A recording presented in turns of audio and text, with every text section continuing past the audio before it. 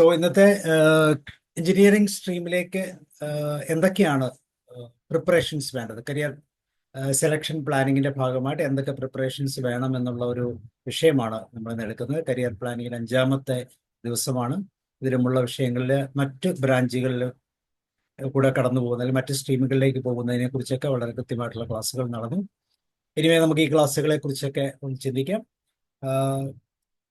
ഇതിലാദ്യത്തെ ഒരു വിഷയം എന്ന് പറയുന്നത്, നമ്മളൊരു കരിയർ എന്തുകൊണ്ട് സെലക്ട് ചെയ്യണം, അല്ലെങ്കിൽ കരിയർ സെലക്ഷൻ വളരെ important. Why career selection is important എന്ന് പറയുന്ന ഒരു ചോദ്യം നമ്മുടെ മുമ്പിൽ ചോദിച്ചാൽ നമ്മളെപ്പോഴും കാണുന്ന രണ്ട് വാക്കുകളാണ് ജോബ് വേഴ്സസ് കരിയർ.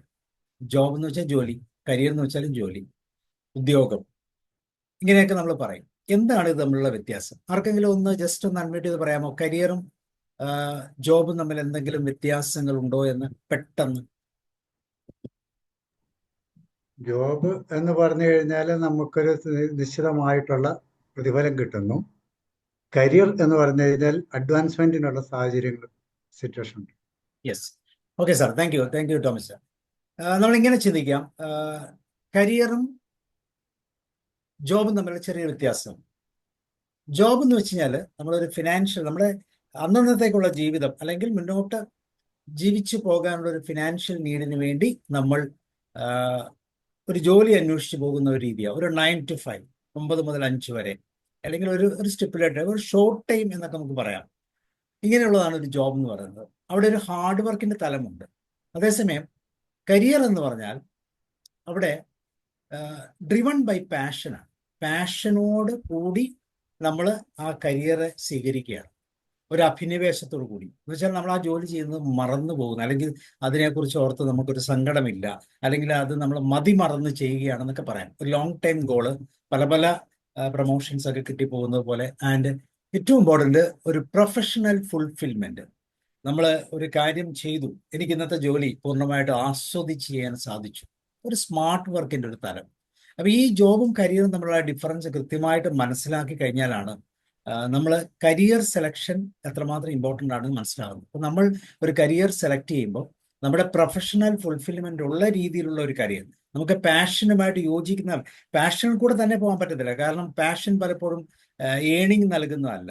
ചുരുക്കം ചില പ്രൊഫഷൻസ് ഒക്കെ പാഷനും രണ്ടും ഒരേ രീതിയിൽ, ജോലിയും പാഷനും ഒന്ന് തന്നെയായിട്ട് പോകാം. പക്ഷെ എല്ലാം അങ്ങനെയല്ല. പൊതുവെ ജോലി നമുക്ക് ശമ്പളം കിട്ടുക, അല്ലെങ്കിൽ നമ്മുടെ ജീവിതം മുന്നോട്ട് കൊണ്ടുപോകാനുള്ള ഫിനാൻഷ്യൽ നീഡിന് വേണ്ടിയിട്ടുള്ള ഒരു പാർട്ടുണ്ട്. പാർട്ട് ബി എന്ന് പറയുന്നത് തീർച്ചയായിട്ടും നമ്മൾ പാഷനേറ്റ് ആയിട്ടുള്ള മറ്റെന്തെങ്കിലും തരത്തിലുള്ള സന്തോഷം കണ്ടെത്തും. ഒരു പ്രൊഫഷണൽ ഫുൾഫിൽ കിട്ടുന്ന രീതിയിലുള്ള പാഷൻ ഡ്രിവൺ ആയിട്ടുള്ള ഒരു ജോബിനെ നമുക്ക് കരിയർ എന്ന് പറയാം. അപ്പോൾ ഒരു സ്മാർട്ട് വർക്കാണ്. എന്ന് വെച്ചാൽ നമ്മൾ മതിമറന്ന് ചെയ്യുക, അല്ലെങ്കിൽ മടിപ്പില്ലാതെ ചെയ്യുക എന്നൊക്കെ നമുക്ക് പറയാൻ പറ്റുന്ന ഒരു രീതിയാണ് ജോബും കരിയറും നമ്മൾ. കരിയർ സെലക്ട് ചെയ്യുമ്പോൾ എപ്പോഴും പാഷൻ ഡ്രിവൺ ആയിരിക്കണം. അതുപോലെ തന്നെ പ്രൊഫഷണൽ ഫുൾഫിൽമെന്റ്, നമുക്ക് മനസ്സിനൊരു സന്തോഷമുണ്ട്, ചെയ്യുന്നതിനൊരു സാറ്റിസ്ഫാക്ഷൻ ഉണ്ട്. അങ്ങനെയുള്ളൊരു വർക്ക്, അങ്ങനെയുള്ളൊരു വർക്കിനെയാണ് നമ്മൾ, അല്ലെങ്കിൽ ജോബിനെയാണ് നമ്മൾ കരിയർ എന്ന് പറയുന്നത്. അപ്പോൾ കരിയർ സെലക്ഷൻ വളരെ ഇമ്പോർട്ടൻ്റ് ആണ്. എന്തുകൊണ്ടാണ് ഇത് ഇമ്പോർട്ടൻ്റ് ആണ് എന്നൊന്നും കൂടെ നമുക്കൊന്ന് നോക്കാം. മറ്റൊന്നുമല്ല, കരിയർ സെലക്ഷൻ ഇമ്പോർട്ടൻ്റ് ആകുന്നത് എന്തുകൊണ്ടാണെന്ന് വെച്ചാൽ നമുക്കൊരു ആവറേജ് നമ്മുടെ ലൈഫ് എക്സ്പെക്ടൻസി എന്ന് വെച്ചാൽ ഒരു 75 years ആണ്. ഒക്കെ ഇന്ത്യയുടെ ഒരു പശ്ചാത്തലത്തിൽ കാശ്മീരിലാണ് 75 സ്വല്പം കൂടുതലുള്ളത്. കേരളത്തിലേക്ക് വരുമ്പോൾ 74%. ഒരു ആവറേജ്, ഇന്ത്യൻ ആവറേജ് എന്ന് വെച്ചാൽ ഒരു 68 ഒക്കെയാണ്. അപ്പൊ നമുക്കൊരു 75 വർഷമാണ് നമ്മുടെ ലൈഫ് എന്ന് വിചാരിച്ചാൽ 24 മണിക്കൂറിനെ നമ്മൾ 3 സെഗ്മെന്റായിട്ട് തിരിക്കുക. 3 സെഗ്മെന്റായിട്ട് തിരിക്കുമ്പോൾ 8 മണിക്കൂർ ഉറങ്ങുക, 8 മണിക്കൂർ നമ്മുടെ ജീവിതത്തിന് വേണ്ട കാര്യങ്ങൾ ചെയ്യുക, ഇതിന് 8 മണിക്കൂർ കരിയറുമായി ബന്ധപ്പെട്ട് ചെയ്യുക. അപ്പോൾ നമ്മുടെ 75 ഇയേഴ്സിനെ ഇതുപോലെ തന്നെ 3 ഡിവിഷൻസ് ആക്കിയാൽ 25 ഇയേഴ്സ് ആയിട്ട് മാറും. അപ്പോൾ ഓരോ 25 ഇയേഴ്സ് നമ്മൾ ഉറങ്ങാൻ ഉപയോഗിക്കുന്നു, 25 ഇയേഴ്സ് നമ്മൾ നമ്മുടെ ജീവിതത്തെ പച്ചപിടിക്കാൻ ഉപയോഗിക്കുന്നു. 25 ഇയേഴ്സ് എന്ന് പറയുന്നത് നമ്മുടെ കരിയറാണ്. അപ്പോൾ ഈ 25 ഇയേഴ്സ് കറക്റ്റായിട്ടുള്ള കരിയർ സെലക്ട് ചെയ്ത് മുന്നോട്ട് പോകാൻ നമ്മൾ ശ്രദ്ധിച്ചാൽ ബാക്കിയുള്ള 25 + 25 50 ഇയേഴ്സ് നമുക്ക് ഹാപ്പി ആയിട്ട് സന്തോഷത്തോടെ ഈ പറഞ്ഞ ഒരു പേഴ്സണൽ ഫുൾഫിൽമെന്റോടെ ഒരു സാറ്റിസ്ഫാക്ഷനോടെ മുന്നോട്ട് ജീവിക്കാൻ പറ്റും. അപ്പൊ അതുകൊണ്ട് തന്നെ കരിയർ സെലക്ഷൻ എന്ന് പറയുന്നത് വളരെ ഇമ്പോർട്ടൻ്റ് ആണ്. ഒരുപക്ഷെ നമ്മളുടെ ലൈഫ് നോക്കി കഴിഞ്ഞാൽ നമ്മൾ ഒരു കരിയർ സെലക്ഷനും ചെയ്യാതെയാണ് നമ്മൾ ഇവിടെ വന്നത്. ഇവിടെ ഒന്ന് തിരിഞ്ഞു നോക്കുമ്പോൾ തീർച്ചയായിട്ടും സ്വല്പം കൂടെയൊക്കെ അച്ചീവ് ചെയ്തിരുന്നെങ്കിൽ, സ്വല്പം കൂടെ നന്നായി പെരുമാറിയിരുന്നെങ്കിൽ, മറ്റൊരു രീതിയിൽ പോയിരുന്നെങ്കിൽ കുറച്ചുകൂടെ ബെറ്റർ ആകാമെന്നൊക്കെ നമുക്ക് തോന്നാം. പക്ഷെ ഇനിയുള്ള കാലത്ത് വളരെ കോമ്പറ്റീറ്റീവ് ആയിട്ടുള്ള എൻവയോൺമെന്റ് ആണ്, ജോലി കിട്ടാൻ സാധ്യതയില്ല, പല പല പ്രശ്നങ്ങൾ. അങ്ങനെയുള്ള സമയത്ത് ഒരു കരിയർ നമ്മൾ സെലക്ട് ചെയ്യുമ്പോൾ അത് ഏറ്റവും സ്യൂട്ടബിൾ ആയിട്ടുള്ള ഒരു കരിയർ, നമുക്ക് ആപ്റ്റ് ആയിട്ടുള്ള ഒരു കരിയർ വേണം സെലക്ട് ചെയ്യാൻ. അതുകൊണ്ട് നമ്മൾ ആദ്യം പറഞ്ഞ പോലെ നമ്മുടെ 25 ഇയേഴ്സിന്റെ ഉറക്കവും ബാക്കി 25 ഇയേഴ്സ് നമ്മൾ സോഷ്യൽ ആയിട്ടുള്ള കമ്മിറ്റ്മെന്റ്, നമ്മളുടെ ഫാമിലി ബിൽഡ് ചെയ്യുന്നു, അങ്ങനെയുള്ള കാര്യങ്ങളെല്ലാം കണക്ട് ചെയ്യാൻ പറ്റും, കമ്മ്യൂണിക്കേഷൻസ് ഒക്കെ ബിൽഡ് ചെയ്യാം. അതിനുശേഷം അപ്പോൾ ഈ 25 ഇയേഴ്സ് എന്ന് വെച്ചാൽ 50 ഇയേഴ്സും ഈ 25 ഇയേഴ്സിന്റെ കരിയർ കൊണ്ട് ഫിനാൻഷ്യൽ വളരെ ഇമ്പോർട്ടൻ്റ് ആണ്, job satisfaction, work life balance important ആണ്. ഇങ്ങനെ പല ഫാക്ടേഴ്സ് നോക്കുമ്പോൾ ഈ കരിയർ നമ്മൾ സെലക്ട് ചെയ്യുമ്പോൾ, പ്രത്യേകിച്ച് നമ്മുടെ മക്കൾ സെലക്ട് ചെയ്യും, നമ്മൾ സെലക്ട് ചെയ്യുന്നില്ല എങ്കിലും നമ്മുടെ മക്കൾ സെലക്ട് ചെയ്യുമ്പോൾ അതിന് ഒരു സ്വല്പം എക്സ്ട്രാ വെയിറ്റേജ് കൊടുത്ത് ശ്രദ്ധയോടെ അത് സെലക്ട് ചെയ്യാൻ നമ്മൾ പ്ലാൻ ചെയ്യാൻ തയ്യാറായാൽ തീർച്ചയായിട്ടും അതുകൊണ്ട് ഒത്തിരി ഗുണങ്ങൾ ഉണ്ടാകും. അപ്പം ഈ ഗുണങ്ങളെയാണ് നമ്മൾ ഈ ക്ലാസ്സിലൂടെ പ്രത്യേകിച്ച് എഞ്ചിനീയറിംഗ് കരിയറിനെ ബേസ് ചെയ്താണ് നമ്മൾ പോകുന്നത്. ഇനി നമ്മൾ നോക്കാം അടുത്ത ഒരു ഏരിയ 4 Ps. നമ്മൾ കരിയർ സെലക്ഷൻ പ്രൊസീജിയറുമായിട്ട് ബന്ധപ്പെടുമ്പോൾ ഒരു 4 Ps, പിയിൽ തുടങ്ങുന്ന 4 കാര്യങ്ങളുണ്ട്. ആർക്കെങ്കിലും ഒന്ന് ഗസ് ചെയ്യാമോ? പിയിൽ തുടങ്ങുന്ന 4 കാര്യങ്ങൾ ആർക്കെങ്കിലും ഒന്ന് ഗസ് ചെയ്യാമോ?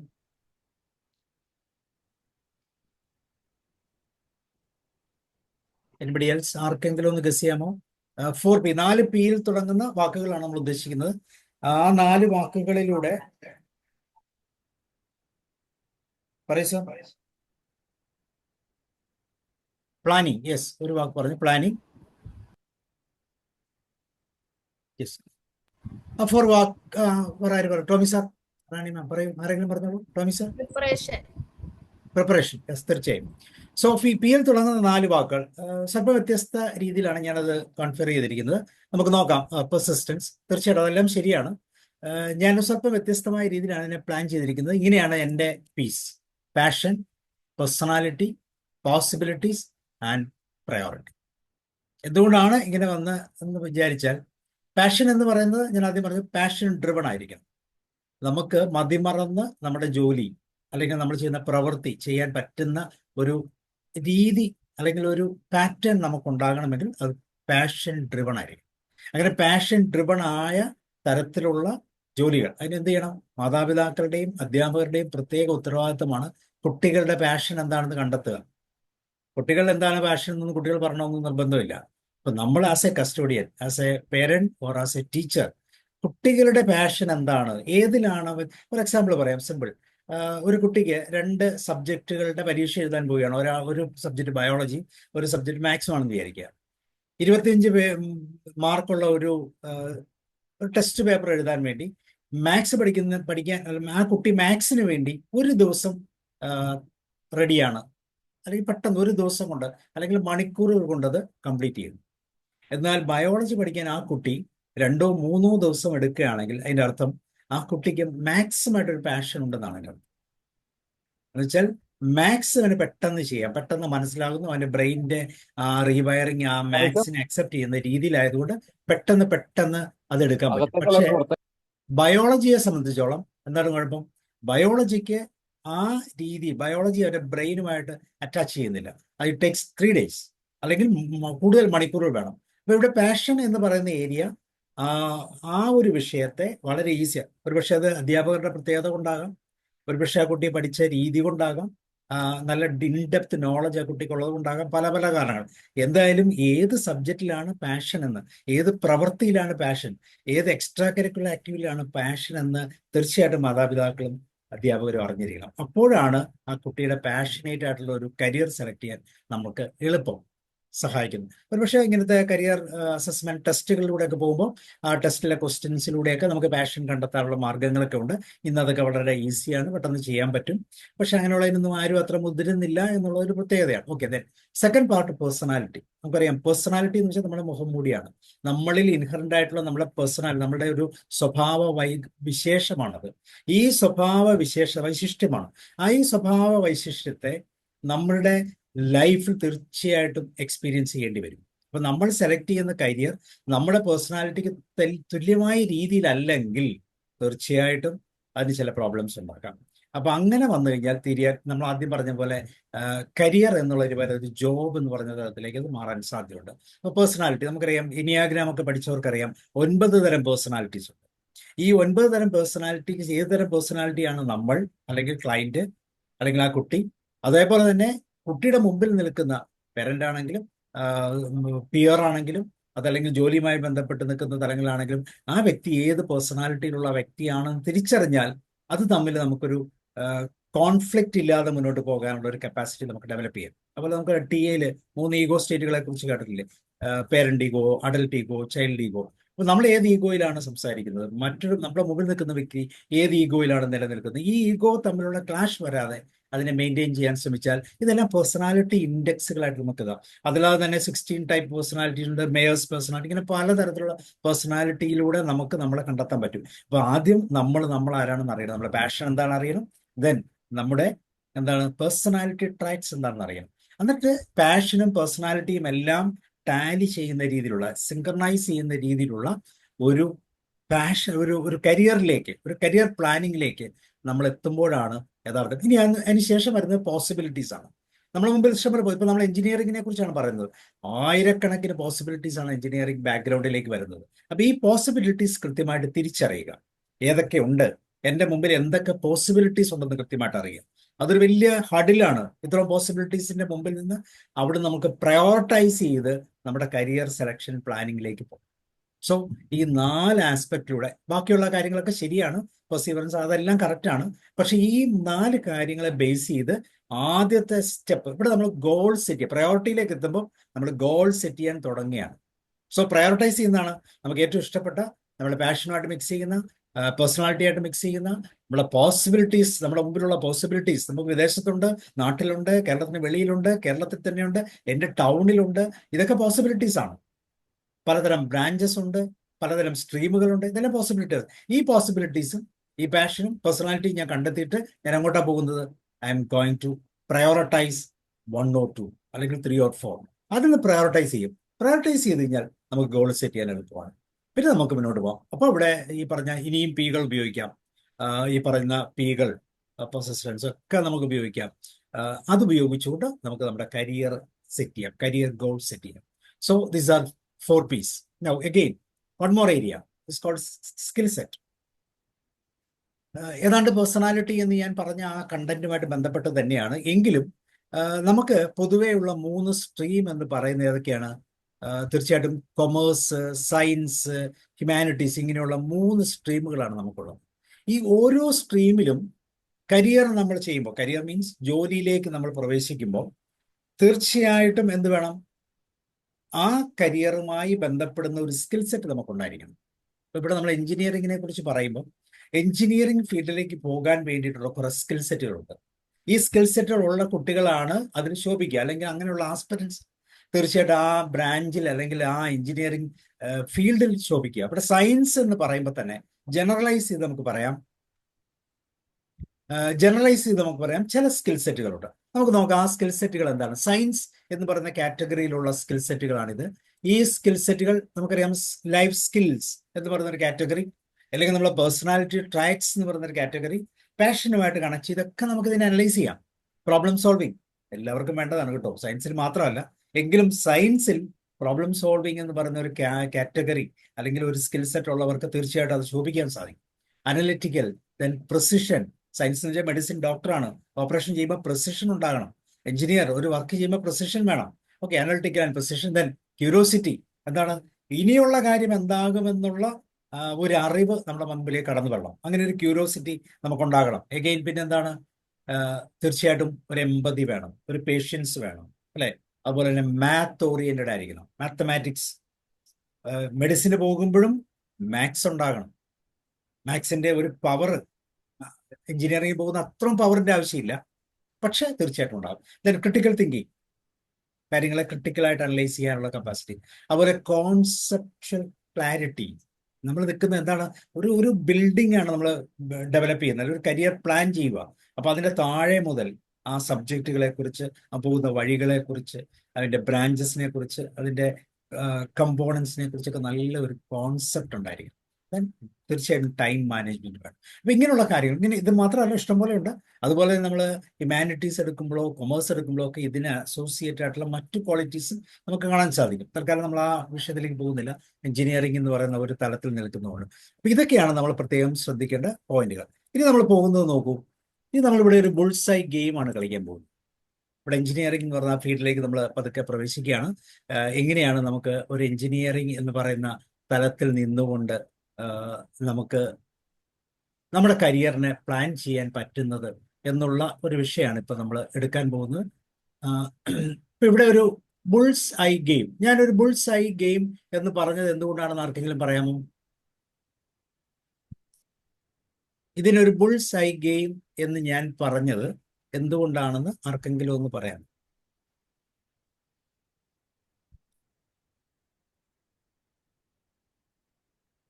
ഓക്കെ, ഇവിടെ ശ്രദ്ധിച്ചു നോക്കി അറിയാം, 3 പിന്നുകളുണ്ട്. ആ പിന്നുകൾക്ക് ഞാൻ പേര് കൊടുത്തിരിക്കുന്നത്, ഒന്ന് IIT, another is IIIT, another is NIT. അതിന്റെ കൂടെ ഒരെണ്ണം കൂടെ കൊടുത്തിട്ടുണ്ട്, എഞ്ചിനീയറിംഗ് കോളേജസ്. ശ്രദ്ധിക്കൂ, എഞ്ചിനീയറിംഗിന്റെ പല വേർഷൻസ് ആണ്. ഏറ്റവും ഹയസ്റ്റ് ലെവലിൽ നിൽക്കുന്ന IIT ആണ്, അതിനുശേഷം IIIT ആണ്, അതിനുശേഷം NITs ആണ്, പിന്നെ NISC എന്നൊക്കെ പറഞ്ഞ സയൻസുമായിട്ട് ബന്ധപ്പെട്ട IIT ഇൻസ്റ്റിറ്റ്യൂട്ടുകളുണ്ട്. ദെൻ നോർമൽ നമ്മൾ ആശ്രയിച്ച് നമ്മൾ കാണുന്ന എഞ്ചിനീയറിംഗ് കോളേജ്. കേരളത്തെ സംബന്ധിച്ചാൽ ഒരു IIT ഉണ്ട്, ഒരു NIT ഉണ്ട്, ഏകദേശം 250 പരം എഞ്ചിനീയറിംഗ് കോളേജുകളുണ്ട്. അപ്പം നോക്കൂ, ബുൾസ് ഐ എന്ന് ഞാൻ പറയാൻ കാരണം, IIT പ്രതീക്ഷിച്ച് നമ്മൾ അമ്പ ചെയ്താൽ തീർച്ചയായിട്ടും മറ്റുള്ള ഏതെങ്കിലുമൊക്കെ സ്ഥലത്ത് ചെന്നത് എത്തും.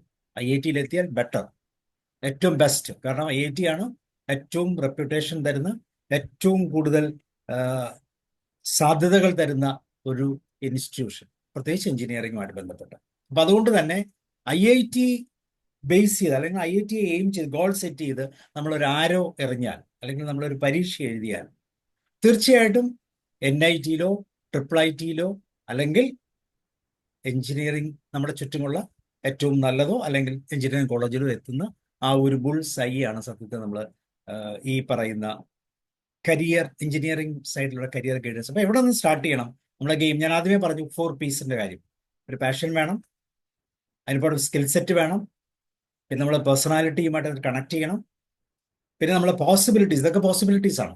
IIT ഉണ്ട്, NIT ഉണ്ട്, IIIT ഉണ്ട്, എഞ്ചിനീയറിംഗ് കോളേജസ് ഉണ്ട്. എവിടെയാണ് നമ്മൾ പ്രയോറിറ്റൈസ് ചെയ്യേണ്ടത്? ഞാൻ 4 പ്രയോറിറ്റി എടുത്തു. ഒന്ന് IIT എൻ്റെ പ്രയോറിറ്റിയാണ്, IIIT എൻ്റെ പ്രയോറിറ്റിയാണ്, then NIT, then engineering college. അപ്പോൾ പ്രയോറിറ്റി IIT-യിലായതുകൊണ്ട് എഞ്ചിനീയറിംഗ് കോളേജ് ഏറ്റവും ലോവസ്റ്റ് പ്രയോറിറ്റിയാണ്. ഇനി ഞാൻ ചൂസ് ചെയ്യുന്ന, എൻ്റെ ഗോൾ സെറ്റ് ചെയ്യുന്നത് ഞാൻ IIT-യിലേക്കാണ്. IIT-യിലേക്ക് ഗോൾ സെറ്റ് ചെയ്യുമ്പോൾ IIT-യെ ക്രാക്ക് ചെയ്യാൻ പറ്റിയാൽ, കറക്റ്റ് ബുൾസ് ഐയിൽ തന്നെ വീണാൽ, തീർച്ചയായിട്ടും അതൊരു ലക്കാണ്. ലക്കല്ല, അതൊരു എക്സ്പീരിയൻസ് ആണ്. അതിനുശേഷം ബാക്കിയുള്ളതെല്ലാം നിയർ ആയിട്ടുള്ള, നമ്മുടെ ലക്ഷ്യം അവിടെയാണെങ്കിൽ അതിനോട് അടുത്തടുത്തൊക്കെ നമ്മൾ തീർച്ചയായിട്ടും നമ്മളുടെ ഗോൾ പ്ലേസ് ചെയ്യുക, അല്ലെങ്കിൽ നമ്മുടെ റിസൾട്ട് അല്ലെങ്കിൽ ഔട്ട്പുട്ട് പ്ലേസ് ചെയ്യാനുള്ള സാധ്യതയുണ്ട്. അപ്പൊ അതുകൊണ്ട് തന്നെ എന്താണ് പ്രത്യേകത?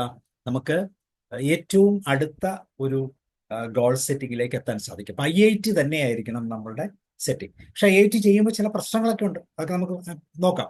Okay, so it is a bullseye game.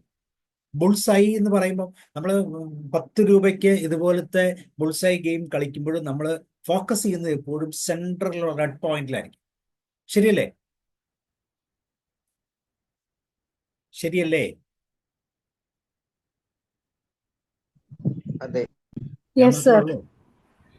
ഇല്ല ഇല്ല, യെസ് സർ. എല്ലാവരും ഉണ്ട്. ഓക്കെ, അപ്പൊ അങ്ങനെയാണെങ്കിൽ തീർച്ചയായിട്ടും നമ്മൾ ഫോക്കസ് ചെയ്യേണ്ടത്, നമ്മുടെ എയിം സെറ്റ് ചെയ്യേണ്ടത് ഏറ്റവും ബെസ്റ്റ് പോയിന്റിലായിരിക്കും. അപ്പം എഞ്ചിനീയറിംഗിനെ ബേസ് ചെയ്ത് പറയുമ്പോൾ ഏറ്റവും ബെസ്റ്റ് പ്ലേസ് എന്ന് പറഞ്ഞാൽ IIT ആണ്. IIT-യിലേക്ക് എത്തപ്പെടാനുള്ള സാഹചര്യങ്ങളെ കുറിച്ച് നമുക്ക് പഠിക്കാം. അതിനു മുമ്പ് നമ്മുടെ ഫസ്റ്റ് നമ്മൾ എയിം ഫിക്സ് ചെയ്തു IIT-യിൽ എറിയുമ്പോൾ, IIT എന്ന ബുൾസൈയിലേക്ക് എറിയുമ്പോൾ തീർച്ചയായിട്ടും ഈ പറയുന്ന രീതിയിലുള്ള ഒരു സെറ്റ് ബാക്ക് ഉണ്ടാകാനുള്ള സാധ്യതയുണ്ട്. ഇത് നമുക്ക് നോക്കാം, അടുത്ത ഏരിയയിലേക്ക് പോകാം. നോക്കാം, ഇത് ടോപ്പ് 5 IITs ആണ്. എത്ര IITs ഉണ്ട് ഇതൊക്കെ നമ്മൾ അറിയണം. നമ്മൾ കുട്ടികളോട് സംസാരിക്കണം, നമ്മുടെ സ്കൂളിലുള്ള കുട്ടികളോട് സംസാരിക്കണം. പറ്റുമെങ്കിൽ അവരെ ഇതുപോലത്തെ ഒരു അസൈൻമെന്റ് ഏൽപ്പിക്കണം. അവർ തന്നെ ഒരു ബോധവൽക്കരിക്കുന്ന രീതിയിലേക്ക് മാറണം. ഇപ്പൊ ഇവിടെ എന്താ സംഭവിക്കുന്നത്? 5 ടോപ്പ് ആയിട്ടുള്ള IITs ആണ് പറയുന്നത്. ടോട്ടൽ 23 IIT ഉണ്ട്. 17,500 സീറ്റുകളാണ് ഈ 23 IIT-യിലൂടെ നമുക്ക്. നമ്മളുടെ ഗോളിന്റെ ആ ഏരിയ എന്ന് വെച്ചാൽ നമ്മുടെ ബുൾസ് ഐ വളരെ വലുതാണ്. 17,500 സീറ്റുകളാണ് അവിടെ ഉള്ളത്. 23 ഇൻസ്റ്റിറ്റ്യൂട്ട്, നമ്പർ 1 ഇന്ത്യയിലെ നമ്പർ 1 ഇൻസ്റ്റിറ്റ്യൂഷൻസ് ആണ്. അതിലേറ്റവും ബെസ്റ്റ് ഇൻസ്റ്റിറ്റ്യൂഷൻസ് ആണ് എഴുതിയിരിക്കുന്നത്. IIT Bombay 1200 seat, IIT Delhi 1700 seat, IIT Madras 1300, IIT Kanpur 1000, Kharagpur 1500. ഇനിയുമുണ്ട് 23-ൽ ബാലൻസ്. നോക്കൂ, ആവറേജ് സാലറി എന്ന് പറയുമ്പോൾ ചിലപ്പോൾ ഒരു കുട്ടിയുടെ സാലറി ആകാം, ഏറ്റവും ഹയസ്റ്റ് സാലറി ആകാം, അത് ഡിപ്പെൻസ്. ഇപ്പോൾ 2024 എന്ന് പറഞ്ഞാൽ ഒരു ക്രൈറ്റീരിയ വെച്ചെടുക്കുമ്പോൾ ഇങ്ങനെ 23 ചിലപ്പോൾ അതിനേക്കാൾ കൂടുതലുണ്ടാകാം. എനിവേ, ഇത്രയും സാലറി, ആവറേജ് സാലറി മേടിച്ചുകൊണ്ട് കുട്ടികൾക്ക് അവിടെ നിന്ന് പ്ലേസ്മെന്റ് കിട്ടിയിട്ടുണ്ട്. സോ IIT ബോംബെ ആ റാങ്കിങ്ങിൽ തന്നെയായിരിക്കും മിക്കവാറും അതിന്റെ റാങ്കും വരുന്നത്. ഏകദേശം എക്സാക്ട്ലി അതാണെന്നല്ല. അതുപോലെ തന്നെ അതിന്റെ മെക്കാനിക്കലിന്റെ ഗ്രേഡ് കൊടുത്തിട്ടുണ്ട്. 12 മുതൽ 20 lakhs per annum ആണ് മെക്കാനിക്കൽ എഞ്ചിനീയറിംഗ്. IIT ബോംബെയിൽ നിന്ന് പാസ്സായ ഒരു വ്യക്തി പോയത് എങ്ങോട്ടാണ്? ഗൂഗിൾ, മൈക്രോസോഫ്റ്റിലേക്കാണ് മെക്കാനിക്കൽ എഞ്ചിനീയറിംഗ്. അതുപോലെ സിവിൽ, III, കെമിക്കൽ, മെറ്റലർജി, ഇതെല്ലാം ഒരു കോർ പേപ്പർ നോക്കുമ്പോൾ വേണമെങ്കിൽ പറയാം. അപ്പൊ ഇതാണ് നമ്മുടെ ടോപ്പ് 5 IITs. ഓക്കെ, ഇനി അതിന്റെ ഒരു ജസ്റ്റ് ഒരു സമ്മറി നോക്കൂ. പ്ലേസ്മെന്റ് റേറ്റ് 95 to 100 ആണ്, പ്രത്യേകിച്ച് കമ്പ്യൂട്ടർ സയൻസിൽ. കോർ സബ്ജക്റ്റുകൾ മെക്കാനിക്കൽ, ഇലക്ട്രോണിക്സ്, കമ്പ്യൂട്ടർ, അങ്ങനെയുള്ള സിവില്, അങ്ങനെയുള്ളതൊക്കെ 80 to 90 ആണ്. അഡ്മിഷൻ JEE അഡ്വാൻസ് ആണ്. അതിൽ സീറ്റ് കിട്ടണമെങ്കിൽ മിനിമം നല്ലൊരു ക്രീം പോസ്റ്റ് CS തന്നെ വേണമെന്ന് ആഗ്രഹിക്കുന്ന ഒരു വ്യക്തിക്ക് 5000-ൽ താഴെയുള്ള സ്കോർ വേണം. അതുപോലെ തന്നെ ടോട്ടൽ 23 IITs ഉണ്ട്, 17,000. ഇപ്പം നമ്മുടെ ആ ബുൾസൈയുടെ വലിപ്പം നോക്കൂ. നമ്മൾ എറിയാൻ തയ്യാറായാൽ മതി, അത്രമാത്രം ഓപ്പർച്യൂണിറ്റീസ് കൂടി ഉണ്ട്. ഓക്കെ, നെക്സ്റ്റ് IIITs ടോപ്പ് 3 ആണ് എഴുതിയിരിക്കുന്നത്. ഹൈദരാബാദ്, ബാംഗ്ലൂർ, ഡൽഹി. സീറ്റുകൾ എഴുതിയിട്ടുണ്ട്. ആവറേജ് സാലറി എഴുതിയിട്ടുണ്ട് 22 to 35 lakhs per annum. അതുപോലെ തന്നെ തൗട്ട് എഴുതിയിട്ടുണ്ട്. എത്ര IITs ഉണ്ട്, എത്ര എണ്ണം ഉണ്ടത്, അതൊരു പോയിന്റ് ആണ്. തീർച്ചയായിട്ടും നോക്കൂ, 26 IITs ഉണ്ട്, IIITs ഉണ്ട്, 8546 സീറ്റ് ഉണ്ട്. 99% JEE മെയിൻ 99% ഉണ്ടെങ്കിൽ മാത്രമേ IITയിൽ കിട്ടത്തുള്ളൂ. Placement 95 to 98%. ഓക്കെ, ഇനി വീണ്ടും നോക്കൂ, അടുത്ത് നോക്കൂ.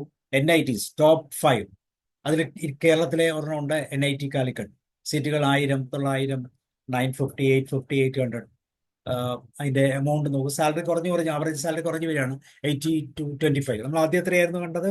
ആദ്യം കണ്ടത് 30 to 50 ആയിരുന്നു. ഇവിടെ അത് കുറഞ്ഞു, റേറ്റ് കുറഞ്ഞിട്ട് 80 to 25 ആയി. അത് വീണ്ടും താഴോട്ട് വരുമ്പോൾ കുറയും. ഏകദേശം ഇങ്ങനെ ഒരു കാറ്റഗറി. എന്താണ്, എത്ര എണ്ണം ഉണ്ട്? 31 NITs ഉണ്ട്. ദാറ്റ് ഈസ് 24,000-ലധികം സീറ്റാണ് NITസിലുള്ളത്. ഇനി നോക്കൂ, അതിനെ ഒന്ന് സമ്മറൈസ് ചെയ്താൽ ഇങ്ങനെയാണ്. 90 to 95 പ്ലേസ്മെന്റ് ഉണ്ട്. കോർ സബ്ജക്റ്റിന് 70 to 80. JEE മെയിൻ ആണ് അതിന്റെ ക്രൈറ്റീരിയ. 97% മുകളിലായിരിക്കണം കമ്പ്യൂട്ടർ സയൻസിന്. 31 NITs ഉണ്ട്. 24,000 കൂടുതൽ സീറ്റ് ഉണ്ട്. ഇനി നോക്കൂ, ഒന്ന് സമ്മറൈസ് ചെയ്തിരിക്കുക ഞാൻ. IIT, IIIT, NIT ഇതിനെല്ലാം കൂടെ കൂട്ടുമ്പോൾ ടോട്ടൽ സീറ്റ് എന്ന് പറയാം 80 ഇൻസ്റ്റിറ്റ്യൂഷണൽ ടോട്ടൽ സീറ്റ് എന്ന് വെച്ചാൽ 50,000 ആണ്. ടോട്ടൽ എഞ്ചിനീയറിംഗ് കോളേജിന്റെ കണക്കെടുത്ത് കേരളത്തിൽ നോക്കുമ്പോൾ 260 എഞ്ചിനീയറിംഗ് കോളേജസ് ഉണ്ട്, ഇൻക്ലൂഡിങ് നമ്മളുടെ ഗവൺമെന്റ് എഞ്ചിനീയറിംഗ് കോളേജ് ഉൾപ്പെടെ. ടോട്ടൽ സീറ്റ്സ് 52,300 ആണ്. നോക്കൂ, 80 സീറ്റിൽ നിന്ന് 50,000-ഉം 260 കോളേജുകളിൽ നിന്ന്, ഇൻസ്റ്റിറ്റ്യൂഷനിൽ നിന്ന് 52,000 സീറ്റ്. നോക്കൂ, നമ്മൾ ആ ബുൾസൈ സെലക്ട് ചെയ്യുമ്പോഴുള്ള വ്യത്യാസം നമ്മൾ നോക്കൂ. അത്രമാത്രം സീറ്റുകൾ ഈ ടോപ്പ് ഇൻസ്റ്റിറ്റ്യൂഷൻ എന്ന് വെച്ചാൽ IIT, IIIT, NIT ഇതല്ലാതെ ഇൻസ്റ്റിറ്റ്യൂഷൻ ഉണ്ട് കേട്ടോ. കുസാറ്റ് ഉണ്ട്, അങ്ങനെ പല പല ഇൻസ്റ്റിറ്റ്യൂഷൻസ് വേറെ ഉണ്ട്. ഞാൻ പറഞ്ഞു IIIC ഉണ്ട്. അങ്ങനെയുള്ള കുറേ ഇൻസ്റ്റിറ്റ്യൂഷൻസ് ഉണ്ട്. Private institutions, number 1 private institutions ഉണ്ട്. അങ്ങനെയൊക്കെ കൺസിഡർ ചെയ്യുമ്പോൾ അതിൽ കൂടുതലുണ്ട്. അപ്പോൾ ഈ ഫിഗർ എക്സാക്ട് ഫിഗർ ആണെന്ന് നിങ്ങൾ വിശ്വസിക്കേണ്ട, കാരണം ഈ ഫിഗറിന് മാറ്റം വരാം. ഇത് ഞാൻ കസ്റ്റമൈസ് ചെയ്തിരുന്നൊരു ഫിഗറാണ്. ആ ഫിഗർ എക്സാക്ട്ലി അല്ല, അതിനുവേണ്ടി ആരും എന്നോട് വഴക്കിടരുത്. ഓക്കെ, ദെൻ കേരളത്തിലേക്ക് വരുമ്പോൾ കേരളത്തിൽ എന്താ സംഭവിക്കും? Government engineering college or aided college 9 എണ്ണം ഉണ്ട്. ഏകദേശം 3,300 സീറ്റുകളാണ്. അതുപോലെ തന്നെ private engineering college, self financing private engineering 250 എണ്ണമുണ്ട്. ടോട്ടൽ 260ഓളം കോളേജസ് ഉണ്ട്. ഏകദേശം 52,300. അതുപോലെ തന്നെ കുസാറ്റിന്റെ ഒരു ക്യാമ്പസിൽ ഏകദേശം 480 ഉണ്ട്. അതിൻ്റെയൊക്കെ അലൈഡ് ആയിട്ടുള്ള മറ്റ് കോളേജുകളുണ്ട്. പലതും കീമുമായിട്ട് ബന്ധപ്പെട്ടായതുകൊണ്ട് I think it is connected, എല്ലാം ഇതിനകത്ത് കണക്റ്റഡ് ആയി എന്ന് തോന്നുന്നു.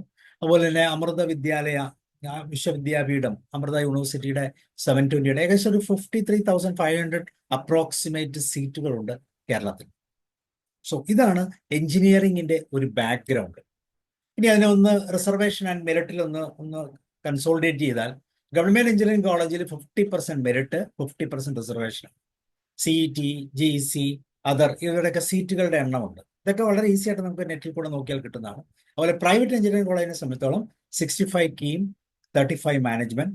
ഇനി ഇതല്ലാതെ NRI കോട്ട എന്നൊക്കെ പറഞ്ഞ കോട്ടകളുണ്ട്, അതിന് വേറെയും അതൊക്കെ സെപ്പറേറ്റ് സീറ്റുകളുമുണ്ട്. ഓക്കെ, അപ്പൊ ഇതാണ് ഒരു റിസർവേഷൻ ആൻഡ് മെറിറ്റിന്റെ ഒരു കമ്പാരിസൺ. ഇത് നോക്കാം, ഓരോ ബ്രാഞ്ചസ് നോക്കാം. എഞ്ചിനീയറിംഗ് എന്ന് പറയുമ്പോൾ പ്രധാനമായിട്ടും കോർ ബ്രാഞ്ചസ് ഉണ്ട്.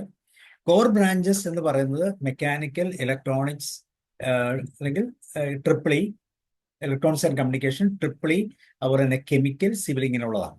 ഇതാണ് കോർ ബ്രാഞ്ചസ് എന്ന് പറയുന്നത്. ഇതാണ് കോർ ബ്രാഞ്ചസിന്റെ മുകളിൽ മറ്റ് ഇവിടെ അതാണ് കമ്പ്യൂട്ടർ സയൻസ് ആണ് ഞാനിവിടെ കാണിച്ചിരിക്കുന്നത്. കമ്പ്യൂട്ടർ സയൻസ്, NIT, IIT, അതുപോലെ തന്നെ IIIT, അതുപോലെ തന്നെ normal college of engineering Trivandrum ഒക്കെ ബേസ് ചെയ്ത് ഏകദേശം ഇപ്പം കേരളത്തെ സംബന്ധിച്ചോളം പറയുകയാണെങ്കിൽ ഏകദേശം 12,000 സീറ്റുണ്ട്. ഞാൻ ഈ കാറ്റഗറി മാത്രമാണ്, ഫുൾ അല്ല. അതുപോലെ തന്നെ IITയിൽ 2,500 സീറ്റുണ്ട്, NITയിൽ 4,000. നമ്മൾ ആളെ ലിസ്റ്റ് കണ്ടിരുന്നു. ഓക്കെ, അതിന്റെ കെയർ ഓഫിൽ നമ്മൾ നോക്കുമ്പോൾ ഇതിന്റെ ആ ഒരു ആവറേജ് തലമാണ്. NIT ലെവലിലുള്ള ഒരു കുട്ടിക്ക് 4 to 12 ആവറേജ് സാലറി, 4 to 12 ഒരു പെർ ആനം ആവറേജ് സാലറി കിട്ടും. അതേസമയം IITയിലേക്ക് പോകുമ്പോൾ 12 to 50 ആണത്. NITയിൽ 8 to 20 ആണ്. IIIT ആകുമ്പോൾ 10 to 25 ആണ്. സോ ഈ ചേഞ്ച് ആണ്. ഓരോ കോളേജുകളും പറയുന്നുണ്ട് അതിന്റെ അഡ്മിഷൻ ക്രൈറ്റീരിയസ് പറയുന്നത്. ചിലതിന് കീമാണ്, ചിലതിന് JEE അഡ്വാൻസ്. IITകൾക്കൊക്കെ JEE അഡ്വാൻസ് ആണ്. അതുപോലെ തന്നെ JEE മെയിൻസ്, NITയിലൊക്കെ JEE മെയിൻ ആണ്. അതുപോലെ IIITയിൽ JEE മെയിൻ ആണ്. അപ്പൊ ഇതിന്റെയൊക്കെ ആ കാറ്റഗറി, അതുപോലെ ഏറ്റവും ടോപ്പ് റിക്രൂട്ടേഴ്സ് പറയും. അപ്പൊ ഇതൊക്കെ ഒരു കൺസോൾട്ടേഷൻ ആണ്. ഞാൻ പറഞ്ഞത് കമ്പ്യൂട്ടർ സയൻസിൽ IITയിലും NITയിലും IIITയിലും നോർമൽ എഞ്ചിനീയറിംഗ് കോളേജ് നമ്മൾ ഒരു ഡിഫറൻസ് ആണ് പറയുന്നത്. അപ്പൊ നമ്മുടെ ഗോൾ എങ്ങോട്ട് സെറ്റ് ചെയ്യണം, എന്തുകൊണ്ട് സെറ്റ് ചെയ്യണം എന്നുള്ളതൊക്കെ കൺസോളിഡേറ്റ് ചെയ്യാൻ വേണ്ടിയാണ് ഞാൻ ഈ ടേബിൾ എല്ലാം നിങ്ങളുടെ മുമ്പിൽ വെച്ചത്. Okay, again electronics and communication വളരെ ബേസ് ആയിട്ടുള്ള കോർ പേപ്പറാണ്. Electronics and communication ECE. ഒരു പക്ഷേ അടുത്ത ഫിഗറുകൾ വരുമ്പോൾ നമുക്കറിയാം ഏകദേശം നമുക്ക് കമ്പ്യൂട്ടർ സയൻസിനോട് ഒപ്പിച്ച് നിൽക്കുന്ന, അല്ലെങ്കിൽ കമ്പ്യൂട്ടർ സയൻസും ഇങ്ങനെ മത്സരിക്കുമ്പോൾ ഇങ്ങനെ ടിക് ഫോർ ടാറ്റ് എന്ന് പറയുന്ന പോലെ അത്ര കറക്റ്റായിട്ട് പോകുന്ന ഒരു ബ്രാഞ്ചായിട്ട് നമുക്ക് ഇലക്ട്രോണിക്സ് ആൻഡ് കമ്മ്യൂണിക്കേഷനെ കാണാം. ഒരേപോലെ മത്സരിച്ചോടുന്നവരാണ്. ഇവിടെ നമ്മൾ ഏകദേശം സീറ്റുകൾ പറയുന്നുണ്ട്. കേരള സീറ്റുകളുടെ നമ്മൾ നോക്കണ്ട, അതൊരു ഫിഗർ മാത്രമേ ഉള്ളൂ. ദെൻ പ്ലേസ്മെന്റ് നോക്കൂ, 78, 90, 85 ഇങ്ങനെ ഒരു പോയിന്റ് പറയുന്നുണ്ട്. ആവറേജ് സാലറി നോക്കൂ. ഇലക്ട്രോണിക്സ് കമ്മ്യൂണിക്കേഷന്റെ നോർമൽ കേരളയിൽ 3.5 to 7 lakhs per annum ആണ്. IITയിൽ അത് 8 to 25 ആണ്. 6 to 50 ഓരോ ഇൻസ്റ്റിറ്റ്യൂഷൻ അനുസരിച്ച് മാറും. താഴെ ടോപ്പ് റിക്രൂട്ടേഴ്സ് കണ്ടിട്ടുണ്ട്. ബട്ട് ഇന്റലിന്റെ എമൗണ്ട് അല്ല ടെക്സാസ് ഇൻസ്ട്രുമെന്റിന് കൊടുക്കുന്നത്, സാംസങ്ങിന്റെ അല്ല ഫിലിപ്സിന് കൊടുക്കുന്നത്. അപ്പൊ അതുകൊണ്ട് ആ വ്യത്യാസം വരും. അതുകൊണ്ടാണ് ആ റേഞ്ച് വന്നിരിക്കുന്നത്. കുട്ടികൾ ഓൾറെഡി പ്ലേസ് ചെയ്തിരിക്കുന്ന എമൗണ്ടുകളാണ് ഇതിൽ. അപ്പോൾ NITs ആണെങ്കിൽ 6 to 15. അഗെയിൻ നമ്മൾ IIIT ആണെങ്കിൽ 8 to 20 LPA. ഓരോ കോളേജുകളും പ്രത്യേകം പറയുന്നുണ്ട്. അതിന്റെ അഡ്മിഷന്റെ സീക്വൻസും നമ്മൾ ആദ്യം പറഞ്ഞ പോലെ പറഞ്ഞിട്ടുണ്ട്. ഇനി നമ്മൾ നോക്കുക, ആർട്ടിഫിഷ്യൽ ഇന്റലിജൻസ് എന്ന് പറയുന്നത് വളരെ അഡ്വാൻസ്ഡ് ആയിട്ടുള്ള, ഇപ്പോൾ ഏറ്റവും കൂടുതൽ data science and artificial intelligence എന്ന് പറയുന്ന ആ ഒരു കോഴ്സുമായിട്ട് ബന്ധപ്പെട്ട ഞാൻ പറഞ്ഞു അതിന്റെ ടോട്ടൽ സീറ്റിനെ കുറിച്ച് നിങ്ങൾ അറിയേണ്ട, ദാറ്റ് മേ വേരി. എല്ലായിടത്തും ഉണ്ടാകണമെന്നില്ല, ചില കോളേജുകളിലൊക്കെ ഉണ്ട്. അതിന്റെ പ്ലേസ്മെന്റ് റേറ്റ് നോക്കൂ. കേരളത്തിൽ 88 to 92 ഉണ്ട്, മറ്റേത് 95 അല്ലെങ്കിൽ 90 മുകളിലായിരിക്കും. Average salary 6 to 18, 15 to 50, then 32. NITയിലാണെങ്കിൽ 32, 10 to 30 ആൻഡ് IIIT. ദെൻ ഇതാണ് ആർട്ടിഫിഷ്യൽ. ഇങ്ങനെ ഓരോ എഞ്ചിനീയറിംഗ് ബ്രാഞ്ചുകൾക്കും പ്രത്യേക രീതിയിൽ നമുക്കിതിനെ അനലൈസ് ചെയ്ത് മനസ്സിലാക്കാൻ സാധിക്കും. അതുപോലെ മെക്കാനിക്കൽ വളരെ പ്രാധാന്യമുള്ള ഒരു കോർ പേപ്പറാണ് മെക്കാനിക്കൽ എന്ന് പറയുന്നത്. ഇവിടെ ശ്രദ്ധിച്ചു നോക്കിയാൽ അറിയാം, പ്ലേസ്മെന്റ് കമ്പാരിറ്റീവ്ലി കുറവാണ്, 65 to 70 ഉള്ളൂ. IITയിലും അത് കമ്പാരിറ്റീവ്ലി കുറവാണ്, NITയിലും കുറവാണ്, IIITയിൽ അതില്ല. അപ്പൊ നോക്കൂ, ഇവിടെ ആവറേജ് സാലറിയും അതിനനുസരിച്ച് വ്യത്യാസമുണ്ട്. അപ്പോൾ കണ്ടോ, കോർ പേപ്പറിനുണ്ടാകുന്ന ഒരു വേരിയേഷൻ നോക്കൂ. കോർ പേപ്പറിനെ നമുക്ക് CS അല്ലെങ്കിൽ നമ്മൾ ആദ്യം കണ്ട AI DS ബന്ധപ്പെട്ട്, ഡേറ്റാ സയൻസുമായി ബന്ധപ്പെട്ട് നോക്കുമ്പോൾ അതിൻ്റെ ആ പൊട്ടൻഷ്യൽ സ്വല്പം കുറവുണ്ട്. പക്ഷെ അതുകൊണ്ട് അതൊരു കുറവായിട്ട് കൂട്ടാനില്ല. കോർ സബ്ജക്റ്റ് എപ്പോഴും കോർ സബ്ജക്റ്റ് തന്നെയാണ്. ഓക്കെ, ദെൻ അടുത്ത ഏരിയയിലേക്ക് നമ്മൾ പോകുമ്പോൾ അതിൻ്റെ ഒരു കീ സമ്മറി നമ്മൾ പറയാണ്. CSE, ഇലക്ട്രോണിക്സ് ആൻഡ് കമ്മ്യൂണിക്കേഷൻ, അല്ലെങ്കിൽ ബ്രാഞ്ചുകളാണ്. ഇത് CSE അല്ലെങ്കിൽ CS computer science, electronics communication engineering, AI, EEE, mechanical. ഈ ഒരു കാറ്റഗറിയിൽ അതിൻ്റെ പോപ്പുലാരിറ്റിയാണ് CSEക്കാണ് കൂടുതൽ, മെക്കാനിക്കൽ നമ്മൾ കണ്ടു ഫിഗറിൽ. അതുപോലെ IIT നോക്കുമ്പോഴും ഇതേ കാറ്റഗറി തന്നെയാണ്. വീണ്ടും IIIT വരുമ്പോൾ CSE അല്ലെങ്കിൽ AI ആണ് 90% സീറ്റുകളും. കാരണം മെക്കാനിക്കൽ പോലത്തെ കോർ പേപ്പറുകൾ അവിടെ ഇല്ല. ഇതാണ് ഒരു summary part. Then salary base പറയുകയാണെങ്കിൽ IITs 3 times അല്ലെങ്കിൽ 5 times salary of Kerala engineer, അല്ലെങ്കിൽ നമ്മുടെ CITO അല്ലെങ്കിൽ നമ്മുടെ NITO ബേസ് നോക്കുക 3 to 5 times ആയിരിക്കും അതിൻ്റെ സാലറി ഗ്യാപ്പ്. അതുപോലെ തന്നെ ബോംബെ ബേസ് ചെയ്ത് ഏറ്റവും ബെസ്റ്റ് IIT ആണ് ബോംബെ. അവിടെ എന്ന് വെച്ചാൽ 25 lakhs. അതേസമയം NITയിൽ 12 lakhs. ആ വ്യത്യാസം നമുക്ക് മനസ്സിലാകും. അഗെയിൻ പ്ലേസ്മെന്റ് റേറ്റ് നമ്മൾ പറഞ്ഞു 100% ആണ് IIT ആൻഡ് IITs, നിയർലി 100%. അതേസമയം കേരളയിൽ 90% ആണ് only for top engineering colleges. അപ്പൊ ഇങ്ങനെയുള്ള വേരിയേഷൻസ്, അപ്പൊ ഈ ക്ലാസിഫിക്കേഷൻ എങ്ങനെയാണ് എഞ്ചിനീയറിംഗ് എന്ന് പറയുന്ന ബ്രാഞ്ചിന്റെ ചേഞ്ച് എന്താണെന്ന് നമ്മളിങ്ങനെ അനലൈസ് ചെയ്ത് കൃത്യമായിട്ട് മനസ്സിലാക്കും. അപ്പോൾ അഡ്മിഷനെ സംബന്ധിച്ചോളം പറഞ്ഞാൽ ചിലത് JEE മെയിൻ ആണ്, ചിലത് JEE അഡ്വാൻസ്ഡ് ആണ്, ചിലത് കീമാണ്. അതായത് അതിന്റെ റാങ്കും നമുക്ക് ഓൾറെഡി നമ്മൾ കണ്ടതാണ്. റിക്രൂട്ടേഴ്സ് എന്ന് വെച്ചാൽ IIT NITs ഒക്കെ ഫോറിൻ അല്ലെങ്കിൽ ഇന്റർനാഷണൽ കമ്പനീസ് ആയിരിക്കും വരുന്നത്. കേരളത്തെ സംബന്ധിച്ചോളം ഇന്ത്യൻ ITസുമായിട്ട് ബന്ധപ്പെട്ടിട്ടുള്ള TCS, ഇൻഫോസിസ് ഇങ്ങനെയൊക്കെയുള്ള കാര്യങ്ങളായിരിക്കും, അല്ലെങ്കിൽ ഇൻസ്റ്റിറ്റ്യൂഷൻസ് ആയിരിക്കും, അല്ലെങ്കിൽ കമ്പനികളായിരിക്കും അവിടെ വരുന്നത്. അപ്പൊ അതനുസരിച്ച് സാലറിയുടെ റേറ്റിൽ കുറയും. ദെൻ ടോപ്പ് സാലറി IIIT നമ്മൾ ആദ്യം പറഞ്ഞു, IT ആൻഡ് IIITസിന് അവരുടെ കോസ്റ്റ് എഫക്റ്റീവ് ഇങ്ങനെയുള്ള, അതായത് കോർ ബ്രാഞ്ചസ് എങ്ങനെയാണ്, ഇങ്ങനെയുള്ള കാര്യങ്ങളെ കുറിച്ചുള്ള ജനറൽ ഐഡിയ ആണ്.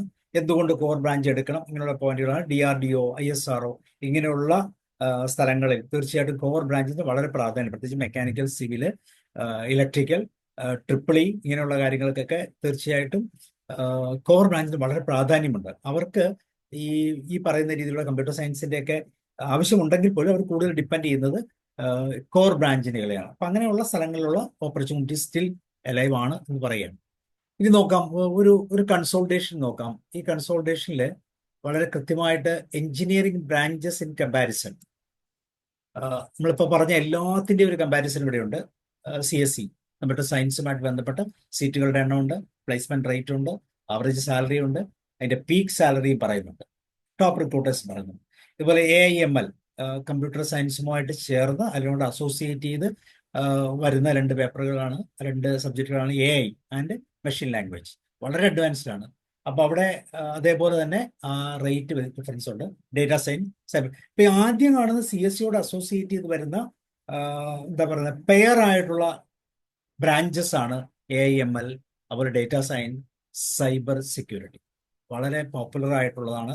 പക്ഷെ കമ്പാരിറ്റീവ്ലി നോക്കിയറിയാം, AI അതുപോലെ തന്നെ ഡേറ്റാ സയൻസ് ഒക്കെ കമ്പാരിറ്റീവ്ലി സീറ്റുകളുടെ എണ്ണം കൂടുതലാണ്. പക്ഷെ കമ്പ്യൂട്ടർ സയൻസിന്റെ എണ്ണം വീണ്ടും കൂടുതൽ. അപ്പൊ അവിടെ ഒരു കോർ സബ്ജക്റ്റ് എന്ന നിലയിൽ നമുക്ക് CSE എടുക്കാം. വീണ്ടും താഴോട്ട് വരുമ്പോൾ ബാക്കി കോറുകളാണ്. EC, electronics and communication engineering, അവിടെയും ഒരു ആവറേജ് പറയുന്നുണ്ട്. പക്ഷേ നമ്മൾ CSE വെച്ച് കമ്പയർ ചെയ്യുമ്പോൾ, അല്ലെങ്കിൽ മെഷീൻ ലാംഗ്വേജ് AI വെച്ച് കമ്പയർ ചെയ്യുമ്പോഴൊക്കെ അതിന്റെ ആവറേജ് സാലറി ഒക്കെ വളരെ കുറവാണ്. അപ്പൊ ഇവിടെയാണ് നമ്മൾ പറഞ്ഞത്, നമ്മൾ പാഷൻ നോക്കണം, അതുപോലെ തന്നെ നമ്മുടെ പേഴ്സണാലിറ്റി നോക്കണം, പിന്നെ നമ്മളുടെ പോസിബിലിറ്റീസ് നോക്കണം, പിന്നെ നമ്മൾ പ്രയോറിറ്റി ഫിക്സ് ചെയ്യണം. ഇപ്പൊ എന്താണ്, ഒരിക്കലേ എഞ്ചിനീയറിംഗ് എഴുതുന്നുള്ളൂ അല്ലെ, +2 കഴിഞ്ഞിട്ട് ഒരു എഞ്ചിനീയറിംഗിന് വേണ്ടി നമ്മൾ പോകുന്നുള്ളൂ.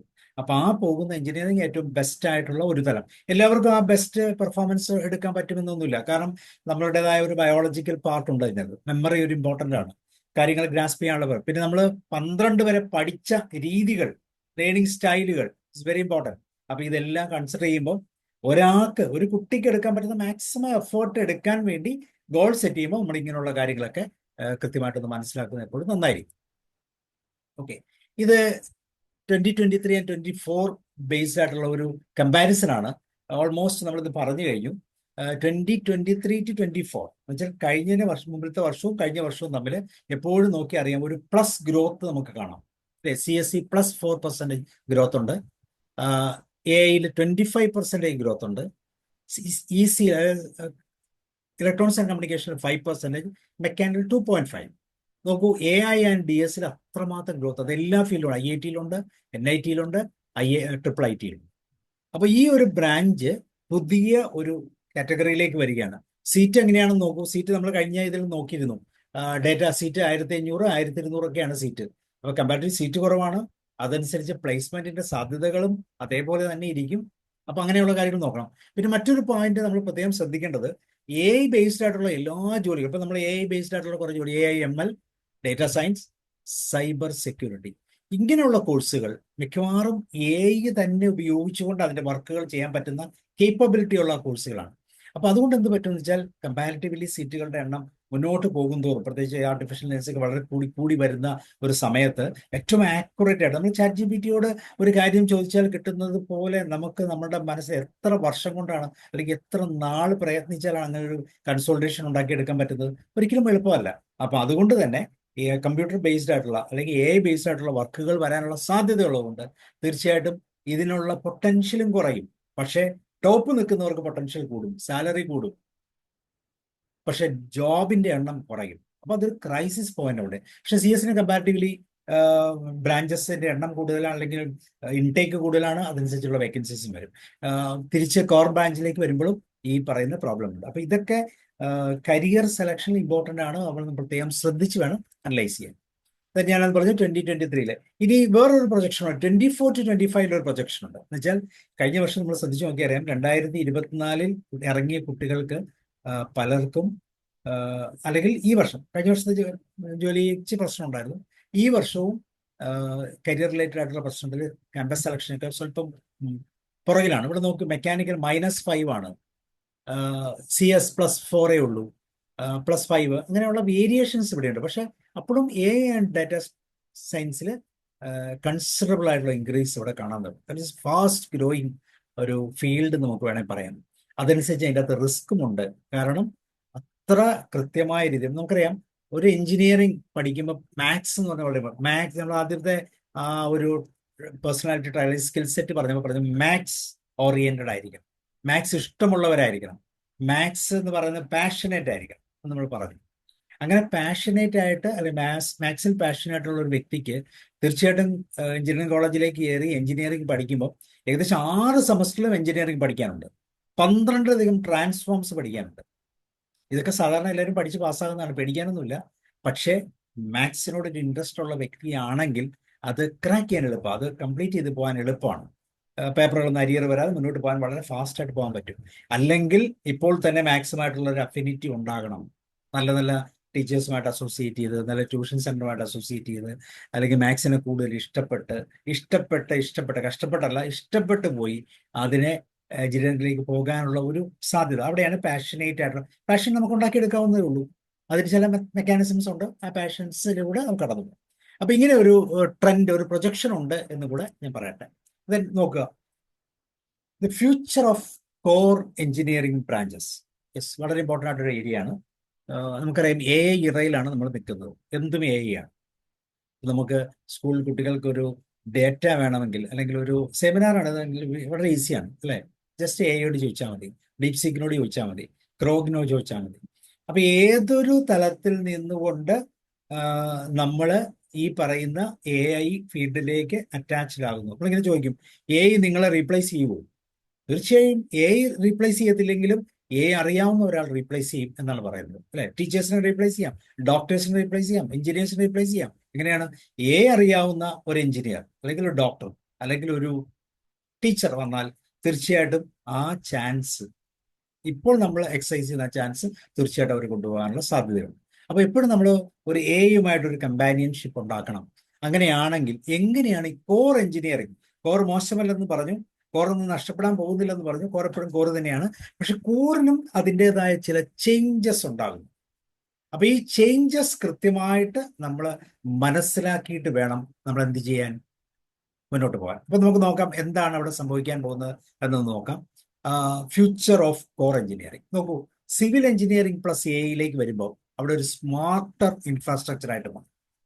AI പവർഡ് ഡിസൈൻ ഒപ്റ്റിമൈസേഷൻ വരും, ജനറേറ്റീവ് ഡിസൈൻ, ജനറേറ്റീവ് എന്ന് പറഞ്ഞാൽ തന്നെ AI ആണ്. അതുപോലെ predictive maintenance, all AI monitors structure health in real time.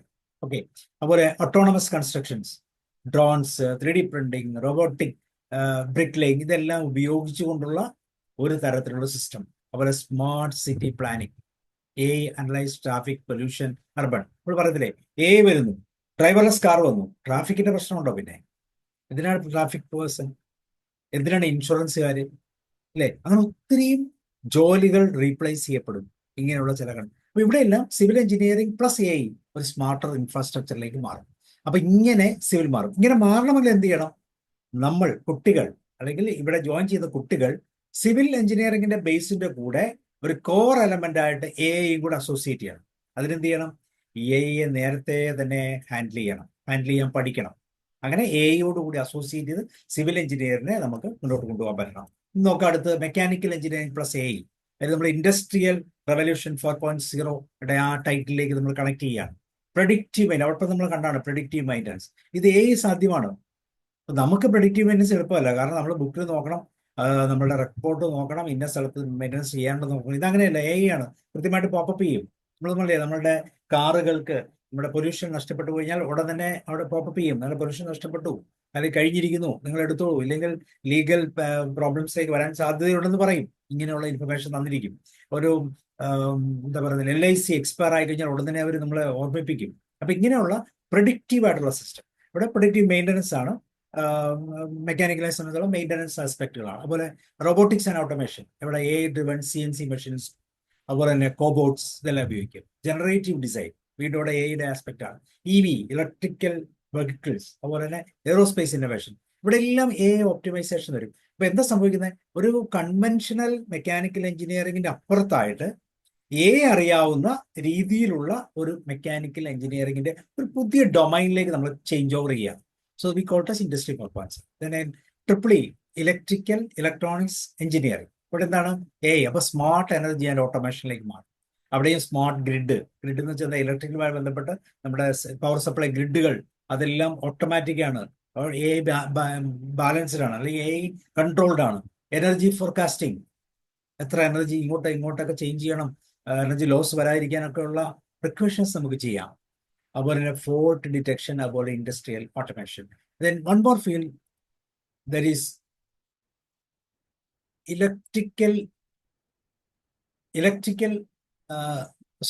Electronics and communication engineering.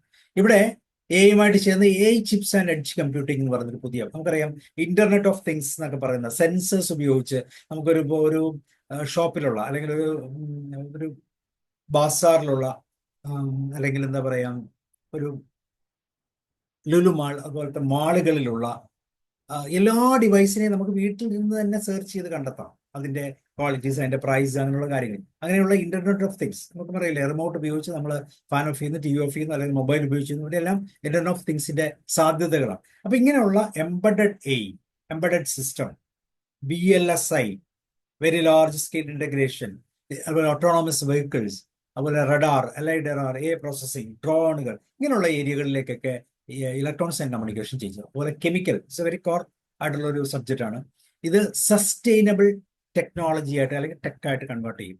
Process optimisation, drug discovery, അതുപോലെ കാർബൺ ക്യാപ്ചർ, സ്മാർട്ട് മെറ്റീരിയൽസ്. അപ്പൊ ഇതെല്ലാം AI ബേസ്ഡ് ആയതുകൊണ്ട് ഓട്ടോമാറ്റിക്കായിട്ട് AI ബേസ്ഡ് ആയിട്ടുള്ള ഒരു സിസ്റ്റത്തിലേക്ക് കൺവേർട്ട് ആവും. സോ ഒന്ന് സമ്മറൈസ് ചെയ്യാം പെട്ടെന്ന്. പഴയ ഓൾഡ് ബ്രാഞ്ചസ് എല്ലാം പുതിയ ബ്രാഞ്ചായിട്ട് മാറും. ന്യൂ AI ഇന്റഗ്രേറ്റഡ് ബ്രാഞ്ചുകളായിട്ട് മാറും. എന്താണ്? Mechanical robotics plus AI driven automation ആവും. Civil smart infrastructure and BIM ആവും.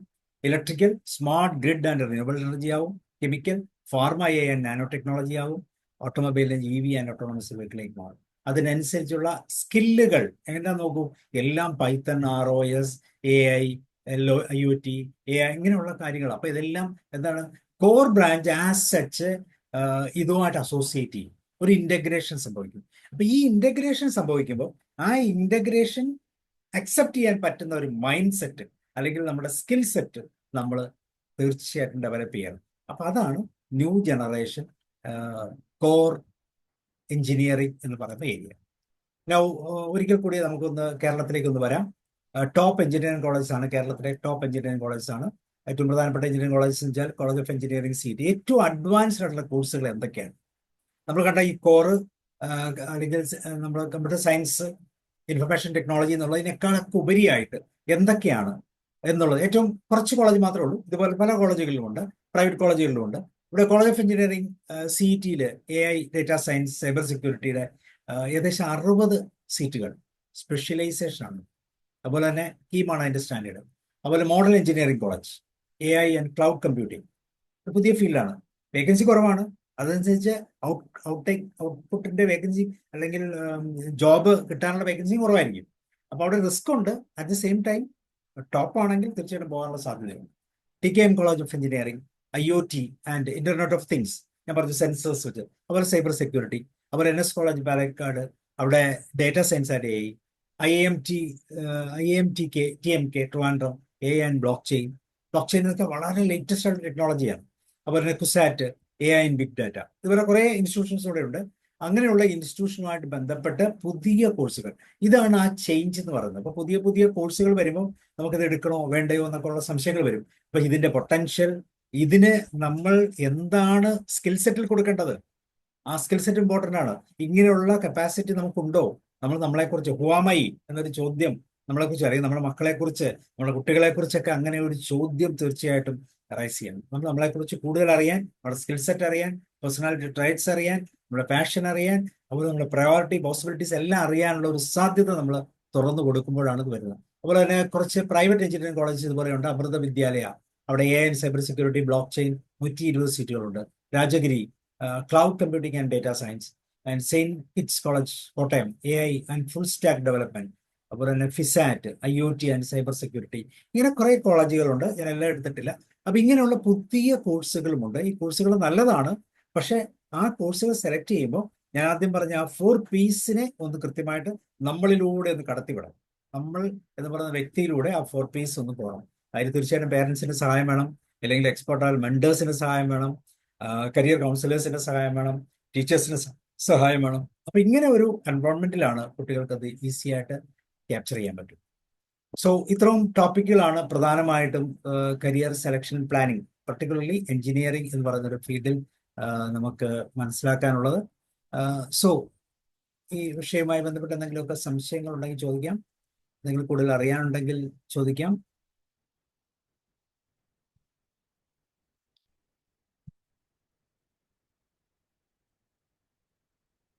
Yes please. Question answer സെഷനാണ്.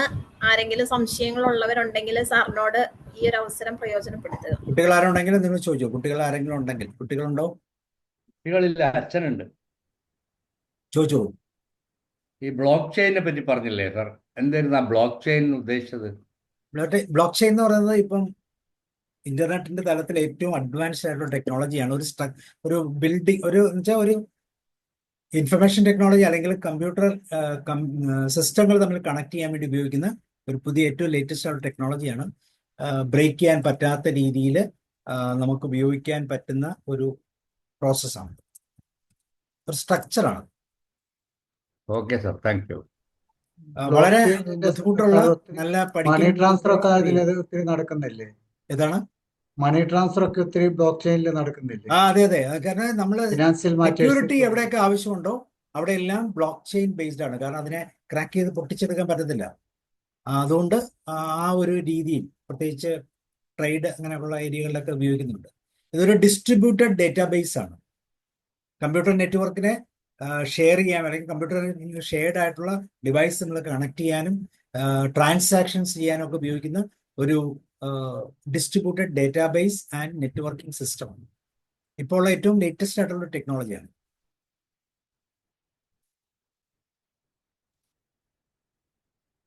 Yes, വേറെ എന്തെങ്കിലും?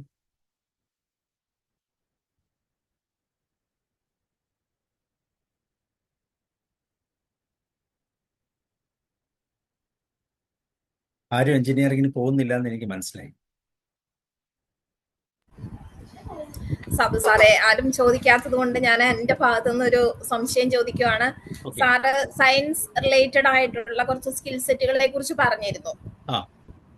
അതേപോലെ നമ്മൾ മാനേജ്മെന്റ് സ്റ്റഡീസിന് പോകുവാണെങ്കിൽ ഇപ്പൊ നമുക്ക് കുട്ടികളെ ഐഡന്റിഫൈ ചെയ്യാൻ സാറ് പറഞ്ഞു തന്നെ ആ സ്കിൽ സെറ്റ് വളരെ യൂസ്ഫുൾ ആയിരുന്നു. അപ്പൊ അതുകൊണ്ടാണ് ഞാൻ ചോദിക്കുന്നത്, മാനേജ്മെന്റ് സ്റ്റഡീസിനാണ് പോകുന്നതെങ്കിൽ അതുപോലെയുള്ള ഏതൊക്കെ സ്കിൽ സെറ്റുകളാണ് ആ കുട്ടിക്ക് ഉണ്ടോ എന്ന് നമുക്ക് അസസ് ചെയ്യാൻ എളുപ്പമായിട്ട്.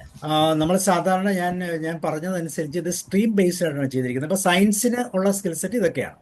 ആ അതുപോലെ തന്നെ കൊമേഴ്സുമായിട്ട് ബന്ധപ്പെട്ട് വരുമ്പോൾ ഉപയോഗിക്കുന്ന അപ്പം സയൻസിന്റെ സ്കിൽ സെറ്റ് തന്നെയാണ് മാനേജ്മെന്റിന്റെ തലത്തിൽ വരുമ്പോൾ നമ്മൾ അത് തന്നെ നമ്മൾ ഉപയോഗിക്കാറുണ്ട്. കൊമേഴ്സിന്റെ ഏരിയ നമ്മൾ ഉപയോഗിക്കാറുണ്ട്. അക്കൗണ്ട്സ് അങ്ങനെയൊക്കെ വരുന്നത്. അതുപോലെ തന്നെ ഹ്യൂമാനിറ്റീസ് ബേസ്ഡ് ആയിട്ട് ഇങ്ങനെയുള്ള സ്കിൽ സെറ്റുകളുണ്ട്. എല്ലാം ഏകദേശം നമ്മുടെ പേഴ്സണാലിറ്റിയുമായിട്ട് ബന്ധപ്പെടുന്നത് തന്നെയാണ്. പക്ഷെ എന്നാലും ഫോർ എക്സാമ്പിൾ പറഞ്ഞാൽ ഇപ്പോൾ കൊമേഴ്സുമായിട്ട് ബന്ധപ്പെട്ട് നമ്മൾ പറയുമ്പോൾ നമ്പർ സേവ് ചെയ്യുന്ന വെച്ചാൽ നമ്പർ കണക്ക് കൂട്ടാൻ അറിഞ്ഞിരിക്കണം. ഇന്റഗ്രേഷനും കാൽക്കുലേഷനും ഒന്നും അറിഞ്ഞില്ലെങ്കിലും കണക്ക് കൂട്ടാൻ നമ്പറുകളെ കൃത്യമായിട്ട് ഉപയോഗിക്കാൻ സ്ട്രാറ്റജിക് പ്ലാനിങ് വേണം, ഓർഗനൈസ്ഡ് ആയിരിക്കണം, മാർക്കറ്റ് അവയർനെസ് ഉണ്ടായിരിക്കണം. അപ്പൊ ഇതൊക്കെ ഈ പറഞ്ഞ ബിസിനസ് റിലേറ്റഡ് ആയിട്ട് വരുന്ന പോലെ എക്കണോമിക്സ് ലിങ്ക്ഡ് ആയിരിക്കണം, ബിസിനസ് കോൺസെപ്റ്റുകളെ കുറിച്ച് അറിഞ്ഞിരിക്കണം, നെഗോഷിയേഷൻ സ്കിൽ ഉണ്ടായിരിക്കണം. ഇതൊക്കെ കൊമേഴ്സുമായിട്ട് ബന്ധപ്പെട്ടാണ്. അതുപോലെ ഹ്യൂമാനിറ്റീസ് എന്ന് പറയുന്ന ഏരിയയുമായിട്ട് ബന്ധപ്പെട്ട സോഷ്യൽ ആളുകളുമായിട്ട് ഇന്ററാക്ഷൻ ആണത്. ക്രിയേറ്റീവ് തിങ്കിങ്, ഓപ്പൺ മൈൻഡഡ് ആയിരിക്കണം, എപ്പോഴും ഒബ്സർവ് ചെയ്യണം മറ്റുള്ളവരെ. അതുപോലെ എമ്പത്തറ്റിക് ആയിരിക്കണം, active listening, adaptability and resilience, ഇങ്ങനെയുള്ള പവറുകളൊക്കെ അവർക്കുണ്ടായിരിക്കും. Okay, thank you sir. Tomy sir എന്താ പറയാൻ വന്നല്ലോ?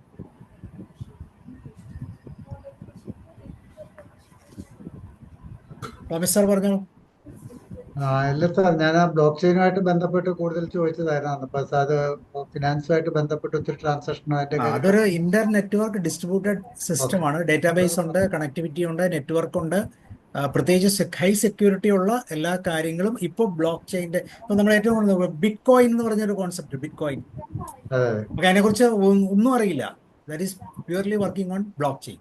അപ്പൊ അതുകൊണ്ട് അത് അതിന്റെ സെക്യൂരിറ്റി കൂടുതലാണ്. ഞാൻ അതുകൊണ്ടാണ് സാറേ ചോദിച്ചത്, ബിറ്റ് കോയിനിൽ എപ്പോഴും അവർ ഉപയോഗിക്കുന്ന ഒരു ടേമാണ്. അതെ അതെ, കാരണം അത് ഞാൻ വിചാരിച്ചു ബിറ്റ് കോയിനും ഇതെങ്ങനെയാണ് അതിന്റെ ഒരു സെക്യൂരിറ്റി. ബിറ്റ് കോയിൻ എന്ന് പറഞ്ഞാൽ തന്നെ ഒരു വെർച്വൽ ഐഡന്റിറ്റി അല്ലേ? ബ്ലോക്ക് ചെയിൻ മുഖാന്തരം അല്ലേ സാറേ? അതെ അതെ അതെ, വെർച്വൽ ഐഡന്റിറ്റിയാണ് ഈ ബിറ്റ് കോയിൻ എന്ന് പറയുന്നത്. ഫിസിക്കൽ അല്ല, അത് വെർച്വൽ ആണ്. അപ്പൊ ഈ വെർച്വലിനെ പോലുള്ള ഇങ്ങനെയുള്ള കാര്യങ്ങളെ മാനേജ് ചെയ്യാൻ വേണ്ടി ഉപയോഗിക്കുന്ന ഏറ്റവും സെക്യൂർ ആയിട്ടുള്ള ഒരു ഇന്റർ കണക്റ്റിംഗ് നെറ്റ്വർക്ക് സിസ്റ്റം എന്ന് വേണമെങ്കിൽ പറയാം. ഒത്തിരി കാര്യങ്ങളുണ്ട് അതിൻ്റെ അകത്ത്. ഏറ്റവും ലീഡിംഗ് ആയിട്ട് വരാൻ പോകുന്ന ഒരു ടെക്നോളജിയാണ്. പക്ഷെ ലീഡിംഗ് എന്ന് പറഞ്ഞാലും ഇതിനപ്പുറം മറ്റൊരെണ്ണം ഓട്ടോമാറ്റിക്കായിട്ട് കണ്ടുപിടിക്കപ്പെടും. അതാണ് ഫാസ്റ്റ് ചേഞ്ചിങ് AI എന്നൊക്കെ പറയുന്നത്.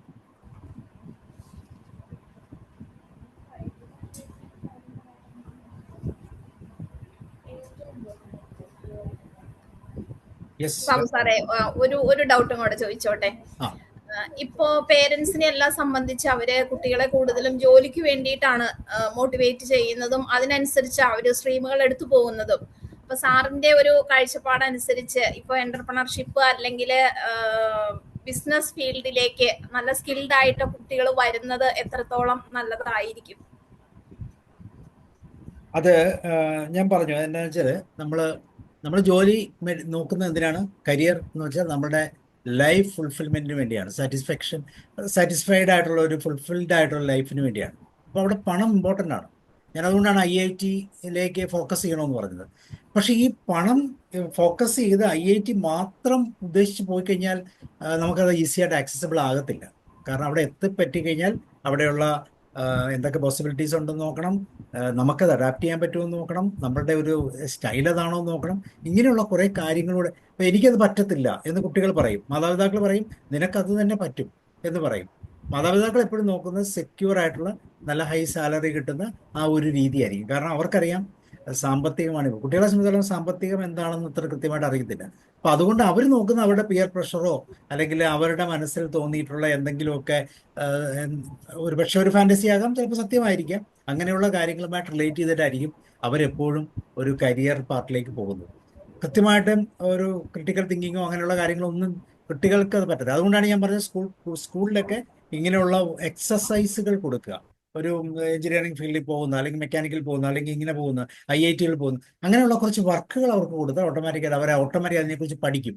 അവർക്ക് മനസ്സിലാകും, അവർ എക്സ്പീരിയൻസ് ആയിട്ട് മനസ്സിലാകും. IIT-യിൽ പഠിച്ചു കഴിഞ്ഞാൽ 20 ലക്ഷം മുതൽ 50 ലക്ഷം വരെ സാലറി കിട്ടും. അങ്ങനെയാണെങ്കിൽ എനിക്കൊരു ആഗ്രഹം, എന്നാൽ ഞാൻ IIT തന്നെ പൊക്കളയാം എന്ന് കുട്ടിക്ക് തോന്നിയാൽ പിന്നെ കുഴപ്പമില്ല. പക്ഷെ മാതാപിതാക്കൾക്ക് മാത്രം തോന്നിയിട്ട് കാര്യമില്ല. അപ്പൊ അങ്ങനെ രീതിയിലുള്ള ഒരു അവയർനെസ്, ആ ഒരു തലം കൃത്യമായിട്ട് ഉണ്ടാക്കി കൊടുക്കും. പിന്നെ ഞാൻ പറഞ്ഞു, എല്ലാവർക്കും എല്ലാം എടുക്കാൻ പറ്റില്ല. നമ്മൾ നോക്കും, ഇതിന്റെ ഒരു ഫീസ് സ്ട്രക്ചർ ഉണ്ട്. ആ ഫീസ് സ്ട്രക്ചർ എന്നൊക്കെ പറഞ്ഞാൽ അത്ര നിസ്സാരമായിട്ടൊരു ഫീസ് സ്ട്രക്ചർ അല്ല. ഒരു ഗവൺമെന്റ് എഞ്ചിനീയറിംഗ് കോളേജിൽ പഠിക്കണമെങ്കിൽ തന്നെ ഏകദേശം ഒരു വർഷം ഒരു 50,000 താഴെ ഫീസ് നമ്മൾ കൊടുക്കേണ്ടി വരും. അപ്പോൾ സാമ്പത്തികം എന്ന് പറഞ്ഞാൽ വളരെ ഇമ്പോർട്ടൻ്റ് ആയിട്ടൊരു ഫാക്ടറാണ്. ഒരു NIT കാലിക്കറ്റിൽ ഒരു വർഷത്തെ ഫീസ് എന്ന് വെച്ചാൽ 5 ലക്ഷം രൂപയാണ്. അതുപോലെ തന്നെ ഇന്ത്യൻ ഇൻസ്റ്റിറ്റ്യൂട്ട് ഓഫ് സയൻസ് 5,40,000, ഇങ്ങനെ ഒരു ഹയർ ഫീസാണ്. അപ്പൊ ഇൻസ്റ്റിറ്റ്യൂഷൻ അത്ര ബെറ്ററാണ്. IIT പാലക്കാട് ഏകദേശം 8 ലക്ഷം രൂപയാണ് പെർ ഇയർ. അപ്പൊ നോക്കൂ, സാമ്പത്തികമായിട്ടൊരു ഭദ്രതയും കൂടെ വേണം. അപ്പൊ ഇങ്ങനെയുള്ള കാര്യങ്ങൾ നമ്മൾ അനലൈസ് ചെയ്യണം. നമ്മൾ IIT ബോംബെ ഒക്കെ എടുക്കുവാണെങ്കിൽ 10 lakhs ഒക്കെ അതിന്റെ ഫീസ് വരും. പ്രൈവറ്റ് ഇൻസ്റ്റിറ്റ്യൂഷൻസും അങ്ങനെയാണ്. വെല്ലൂർ എന്നൊക്കെ പറയുന്ന കോളേജിൽ നമ്മൾ പഠിക്കുവാണെങ്കിൽ നിയർലി 5 lakhs ആണ് പെർ ഇയർ ഫീസ്. ഇപ്പൊ നമ്മൾ അമൃത വിശ്വവിദ്യാലയം ഇവിടെയൊക്കെ പഠിക്കുമ്പോൾ 12 മുതൽ 24 ലക്ഷം രൂപ വരെയൊക്കെ ഫീസ് വരും. അപ്പൊ ഈ നല്ല നമ്പർ 1 ഇൻസ്റ്റിറ്റ്യൂഷൻ എപ്പോഴും ഫീസ് കൂടുതലായിരിക്കും. ഇതും കൂടെ നമ്മൾ കൺസിഡർ ചെയ്യണം. അതാണ് നമ്മൾ പോസിബിലിറ്റി എന്ന് ബിറ്റ്സ് പറയുന്നത്. പിലാനി IIT പോലെ യെസ്, ബിസ്മിലാനി എന്ന് പറയുമ്പോൾ അത് ബിറ്റ്സ് പിലാനിയിലൊക്കെ മാനേജ്മെന്റ്. ഭയങ്കര ഫീസാ സാറേ. അതെ, IIM ആണ് ബിറ്റ്സ് പ്ലാൻ അല്ലേ, IIM മാനേജ്മെന്റ് സീറ്റാണ്. അപ്പൊ അവിടെയൊക്കെ പ്രൊഫഷണൽ ഇൻസ്റ്റിറ്റ്യൂഷൻസ് പറയുമ്പോൾ സീറ്റ് കൂടുതലായിരിക്കും. ഗവൺമെന്റ് ആണ് എന്നുള്ളത് കൊണ്ട് കാര്യമില്ല, അവിടെ സീറ്റ് കൂടുതലായിരിക്കും. ഇവിടെ നോർമൽ എഞ്ചിനീയറിംഗ് കോളേജിൽ നമുക്കൊരു 35,000 റുപ്പീസ് പെർ ഇയർ ഒരു ഗവൺമെന്റ് സീറ്റിൽ. മാനേജ്മെന്റ് ആകുമ്പോൾ തീർച്ചയായിട്ടും 75, 1 lakh അങ്ങനെയൊക്കെ പോകും. അപ്പൊ ഇത്രയും ഫിനാൻഷ്യൽ ഇതുകൊണ്ട് നമുക്ക് അതുകൊണ്ട് ജോലി കിട്ടാനുള്ള സാധ്യത ഉണ്ടാകണം. അപ്പൊ ഇങ്ങനെയുള്ള പോകാനുണ്ട്. ചില കുട്ടികളൊക്കെ ഈ പറയുന്ന പോലെ ബ്രൈറ്റർ ഒരു ബ്രെയിൻസ് ഫോമുള്ള ആകണമെന്നില്ല. ഇപ്പൊ നമ്മുടെ അല്ലേ മക്കൾ. അപ്പൊ നമ്മുടെ മക്കൾക്ക് നമ്മളെക്കാളും ബുദ്ധി ഉണ്ടാകാൻ സാധ്യതയുണ്ടോ? അങ്ങനെ ഒരു ബുദ്ധി നമ്മൾ കൊടുത്തിട്ടുണ്ടോ? ഒരു പ്രോസസ്സ് നമ്മൾ കുട്ടികളിലൂടെ കടത്തി വിട്ടിട്ടുണ്ടോ? അല്ലെങ്കിൽ അത് ഇമ്പ്രൂവ് ചെയ്യാനുള്ള എന്തെങ്കിലും മെമ്മറി ടെക്നിക്സ് കൊടുത്തിട്ടുണ്ടോ? അപ്പൊ ഇതെല്ലാം നമ്മൾ കൺസിഡർ ചെയ്യണം. നമ്മൾ ആഗ്രഹിച്ചിട്ട് കുട്ടികളെ പുഷ് ചെയ്ത് വിടുകയല്ല ചെയ്യുന്നത്. കുട്ടിക്ക് എന്താകാൻ പറ്റും. അതുകൊണ്ടാണ് കരിയർ സെലക്ഷനിൽ എപ്പോഴും കുട്ടിയുടെ ഇൻട്രസ്റ്റ് വളരെ ഇമ്പോർട്ടൻ്റ് ആണ്. പക്ഷെ ഇൻട്രസ്റ്റ് എന്ന് പറയുമ്പോൾ കുട്ടിയെ കൃത്യമായിട്ട് ആ കാര്യങ്ങൾ പറഞ്ഞ് മനസ്സിലാക്കുന്ന രീതിയിലുള്ള ഒരു പഠനം. അതുകൊണ്ടാണ് കരിയർ ഗൈഡൻസ് എപ്പോഴും ചെയ്യുന്നത് നല്ലതാണ്. ഏത് ടേസ്റ്റാണ് ഒരു കുട്ടികൾ. ഉദാഹരണം പറഞ്ഞാൽ ചിലർക്ക് പാരാമെഡിക്കൽ ആയിരിക്കാം, ചിലർക്ക് മെഡിക്കൽ തന്നെ പറ്റും, ചിലർക്ക് എഞ്ചിനീയറിംഗ് ആകാം. ഇപ്പോൾ മാത്സ് വളരെ മോശമാകുന്ന ഒരു ബേസിക് ട്രെൻഡുള്ള ഒരു കുട്ടിയെ സംബന്ധിച്ചോളം അക്കൗണ്ടൻസി അതുപോലെ തന്നെ എഞ്ചിനീയറിംഗ് ഒക്കെ എടുക്കുമ്പോൾ ബുദ്ധിമുട്ടുണ്ടാവും. ഒരുപക്ഷെ കരിയർ ഡ്രോപ്പ് വരാം. നമ്മൾ പാഷനേറ്റ് ആയിട്ടുള്ള കരിയറിലേക്ക് പോകാനുള്ള സാധ്യത കുറയും. പേഴ്സണാലിറ്റി അതുമായിട്ട് കണക്റ്റഡ് ആകത്തില്ല. അപ്പൊ ഇങ്ങനെ കുറേ പോയിന്റ്സ് അതിൻ്റെ അകത്ത് കണക്ട് ചെയ്യാനുണ്ട്. യെസ്, രത്നാകരൻ സാർ എന്തെങ്കിലും ചോദിക്കാനുണ്ടോ? അബ്ദുൾ റഷീദ് സാർ അൺമ്യൂട്ട് ചെയ്തിരുന്നല്ലോ. ഹലോ സാബു സാർ, പറയും. കേൾക്കാമോ സാറേ? കേൾക്കാം. എല്ലാവർക്കും നമസ്കാരം. വളരെ ഉപകാരപ്രദമായിരുന്നു സാറേ. സാറുടെ ക്ലാസിന്റെ ഒരു 1500-ാം ഇതിന്റെ ഭാഗമായിട്ട്, എഡിഷന്റെ ഭാഗമായിട്ട് പോസിറ്റീവ് കമ്മ്യൂണിലും കൂടെ ഇങ്ങനെ ഒരു ക്ലാസ് തന്നതിന് വളരെ താങ്ക്സ്ഫുൾ ആണ് ഞങ്ങളെല്ലാവരും. പിന്നെ സാർ പറഞ്ഞതിൽ ചെറിയ ഒരു ചെറിയ സംശയം. സാർ പറഞ്ഞ 4P പാഷനേറ്റ്, പേഴ്സണാലിറ്റി പറഞ്ഞല്ലോ. അപ്പൊ അതില് സാധാരണ കരിയർ സെലക്ട് ചെയ്യുമ്പോൾ ഫസ്റ്റ് പരിഗണിക്കേണ്ടത് നമ്മൾ ആപ്റ്റിറ്റ്യൂഡ് ആണെന്ന് പറയാറുണ്ട്. പൊതുവെ ഒരു ജനറൽ ആയിട്ട് പറയാറുണ്ട് ആപ്റ്റിറ്റ്യൂഡ്. അപ്പോൾ ഈ സാറ് പറഞ്ഞ ആ പാഷനും പേഴ്സണാലിറ്റിയും ഈ പറഞ്ഞ ആപ്റ്റിറ്റ്യൂഡായിട്ട്, ഒരാളുടെ ഇന്നേറ്റ് ആയിട്ടുള്ള ആപ്റ്റിറ്റ്യൂഡായിട്ട് യോജിച്ച് പോകുന്നതാണോ എന്നാണ് സംശയം. അതായത് ഈ ആപ്റ്റിറ്റ്യൂഡ് എന്ന് പറയുന്ന അത് തന്നെയാണോ പാഷനേറ്റ് ആയിരുന്നല്ല? പാഷൻ സാറ് തന്നെ പറഞ്ഞു, പാഷൻ നമുക്ക് ഉണ്ടാക്കിയെടുക്കാവുന്ന ഇടയ്ക്ക് ഒരു പരാമർശം നടത്തി. അങ്ങനെ ഒരു സംശയമാണ്. അതുമായിട്ട് ബന്ധപ്പെട്ട് സാറുടെ ഒരു ഡീറ്റെയിൽസ് ഒന്ന് പറയുന്നു. സാറേ, ആപ്റ്റിറ്റ്യൂഡ് എന്ന് പറഞ്ഞാൽ കറക്റ്റ് ആണ് സാർ. അത് കറക്റ്റ് ആയിട്ടൊരു വാക്ക് തന്നെയാണ്. അപ്പൊ അതിനകത്ത് P ഇല്ല. അല്ല സാർ, ആ ആപ്റ്റിറ്റ്യൂഡ് നമ്മുടെ പാഷനേറ്റ് ഒരു തീർച്ചയായിട്ടും അത് തന്നെയാണ് പാഷനേറ്റ് തന്നെയാണ്. അപ്പൊ നമ്മൾ 4Ps എന്ന് പറഞ്ഞ ഒരു അക്രോണിം കൊണ്ടുവരാൻ വേണ്ടിയാണ് നമ്മൾ പറഞ്ഞത്. അപ്പൊ ഇത് അതിൻ്റെ അകത്ത് കണക്റ്റഡ് ആണ്. ആറ്റിറ്റ്യൂഡ് പറഞ്ഞാലും ശരിയാണ്. പെർസീവറൻസ് എന്ന് പറഞ്ഞിരുന്നു, കുറെ പോയിന്റ്സ് പറഞ്ഞിരുന്നു, അതെല്ലാം ശരിയാണ്. പക്ഷെ P വരുത്താൻ വേണ്ടി നമ്മൾ ഇങ്ങനെ ആക്കിയതുള്ളൂ. പക്ഷെ ഇത് വളരെ കറക്റ്റായിട്ട് നമുക്ക് അപ്ലൈ ചെയ്യാൻ പറ്റുന്ന ഒരു ഏരിയയാണ്. ഒരു പാഷൻ ഇല്ലാതെ പോയ, അപ്പൊ നമ്മൾ നമ്മുടെ ലൈഫിൽ നോക്കും, നമ്മൾ ചെയ്ത ജോലിക്ക് പാഷൻ ഉണ്ടോ ഇല്ലയോ? പാഷൻ ഇല്ലാത്ത ജോലിയാണെങ്കിൽ നമ്മൾ തീർച്ചയായിട്ടും വളരെ കഷ്ടപ്പെട്ട് തന്നെയാണ് ജോലി ചെയ്യുന്നത്, അല്ലേ? നമുക്കൊരു ഒരു ദിവസം ആ ലാസ്റ്റ് മണിക്കൂർ അല്ലെങ്കിൽ ലാസ്റ്റ് മിനിറ്റ് നമ്മൾ ആ ലാസ്റ്റ് പോകുന്ന സമയത്ത് സാറ്റിസ്ഫൈഡ് ആകത്തില്ല. പക്ഷെ പാഷനറ്റ് ആണെങ്കിൽ പോയില്ലേലും കുഴപ്പമില്ല, ഇനിയും ജോലി ചെയ്യാം എന്നുള്ളൊരു തലത്തിലായിരിക്കും. അപ്പൊ അവിടെ പേഴ്സണായിട്ട് കാണാം. അപ്പൊ ഇതെല്ലാം കണക്ട് ആണ്. ഞാൻ 4 പീസ് എന്നുള്ള ഇത് കൊണ്ടുപോകാൻ വേണ്ടിയാണ്. ഓക്കെ കറക്റ്റ് ഓക്കെ സാർ പറഞ്ഞ കറക്റ്റ് ആണ്. Thank you sir. Okay. Attitude, aptitude ഒക്കെ ഇതിൻ്റെ അകത്ത് കണക്റ്റഡ് ആണ്. ഇതിനൊക്കെ ആം, വീണ്ടും വീണ്ടും കമ്പോണൻസ് ആക്കുമ്പോൾ നമ്മൾ ഈ പറഞ്ഞ സാധനങ്ങളൊക്കെ കിട്ടും. യെസ്, വേറെ എന്തെങ്കിലും?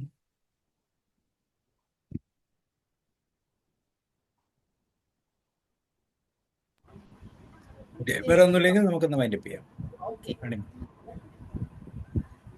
വളരെ ലളിതമായ രീതിയിൽ എല്ലാവർക്കും മനസ്സിലാകുന്ന രീതിയിൽ സാറ് എഞ്ചിനീയറിംഗ് സ്ട്രീമിനെ കുറിച്ചും അതിന്റെ ജോലി സാധ്യതകളെ കുറിച്ചും അതിനേക്കാൾ ഉപരിയായിട്ട് എങ്ങനെയാണ് ഒരു കുട്ടി ഒരു കരിയർ തിരഞ്ഞെടുക്കേണ്ടത്, അല്ലെങ്കിൽ ഒരു ജോബ് എന്നുള്ള രീതിയിൽ മുന്നോട്ട് പോകുന്നതാണോ, അല്ലെങ്കിൽ ഒരു കരിയറിലേക്ക് പോയി ജോബ് സാറ്റിസ്ഫാക്ഷനോട് കൂടി ആ വർക്കിൽ മുന്നോട്ട് പോകുമ്പോഴാണ് അയാൾക്ക് ആ ഒരു സാറ്റിസ്ഫാക്ഷൻ കിട്ടുന്നത് എന്നുള്ളത് വളരെ ക്ലാരിറ്റിയോട് കൂടി ഈ ഒരു പ്ലാറ്റ്ഫോമിൽ പ്രസന്റ് ചെയ്തു. അപ്പൊ സാബു സാറിന് പോസിറ്റീവ് കമ്മ്യൂണിന്റെ പേരിലുള്ള എല്ലാവിധ നന്ദിയും കടപ്പാടും ഏറ്റവും സ്നേഹത്തോടു കൂടി തന്നെ അറിയിക്കുകയാണ്. അതിനോടൊപ്പം തന്നെ ഇന്ന് ഈ വെബിനാർ നമ്മുടെ കരിയർ കാർണിവലിന്റെ ലാസ്റ്റ് ഡേ ആണ് ഇന്ന്. ഏകദേശം കൊമേഴ്സ് ആയിട്ട് ബന്ധപ്പെട്ട്, സയൻസ് ആയിട്ട് ബന്ധപ്പെട്ട്, മെഡിക്കൽ, എഞ്ചിനീയറിംഗ് എല്ലാ മേഖലകളെ കുറിച്ചും വളരെ നല്ല രീതിയിൽ തന്നെ നമുക്ക് ക്ലാസ്സുകൾ ലഭിക്കുകയുണ്ടായി. അപ്പൊ ഇങ്ങനെ ഒരു പ്ലാറ്റ്ഫോം ഒരുക്കിയ കൊച്ചി ചാപ്റ്ററിനും അതിന്റെ ചെയർമാൻ ജോസ് സാറിനും അതിനോടൊപ്പം തന്നെ വർക്ക് ചെയ്യുന്ന എല്ലാ ഭാരവാഹികൾക്കും എല്ലാവിധ സപ്പോർട്ടും കൊച്ചി ചാപ്റ്ററിന് തരുന്ന സ്റ്റേറ്റ് ഭാരവാഹികൾക്കും എല്ലാവർക്കും ഒറ്റ വാക്കില് നന്ദി പറഞ്ഞുകൊണ്ട് താങ്ക് യു സോ മച്ച്. ആദ്യം പറഞ്ഞ പോലെ ഞാനൊരു മാറ്റിനി ഫ്രീ വെബിനാർ എന്നൊരു പ്രോഗ്രാം നടത്തുന്നുണ്ട്. 1501 ദിവസമായിരുന്നു ഇന്ന്. എല്ലാ ദിവസവും വൈകുന്നേരം 7 മണിക്കാണ്. നിങ്ങൾക്ക് താല്പര്യമുള്ളവർക്ക് അറിയാത്തവർക്ക് ജോയിൻ ചെയ്യാം, ഫ്രീ ആണ്. അതുപോലെ തന്നെ കരിയർ കൗൺസിലുമായിട്ട് ബന്ധപ്പെട്ട് കുറേ കോഴ്സുകൾ, ക്ലാസ്സുകളൊക്കെ നമ്മൾ ചെയ്യുന്നുണ്ട്. സോ പോസിറ്റീവ് കമ്മ്യൂണിറ്റുമായിട്ട് ചേർന്ന് ഇങ്ങനെ കരിയർ കൗൺസിലിങ്ങിൻ്റെ ഒരു പ്രോഗ്രാം ചെയ്യാനൊരു അവസരം നൽകിയതിന് തീർച്ചയായിട്ടും നന്ദിയും സ്നേഹവും അറിയിക്കുകയാണ്. Thank you. Thank you sir. Jose sir.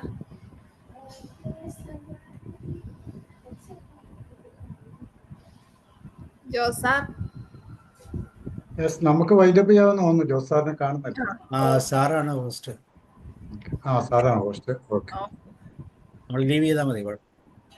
Leave ചെയ്യാം. നമുക്ക് എല്ലാവർക്കും ലീവ് ചെയ്യാം. കുഴപ്പമില്ല.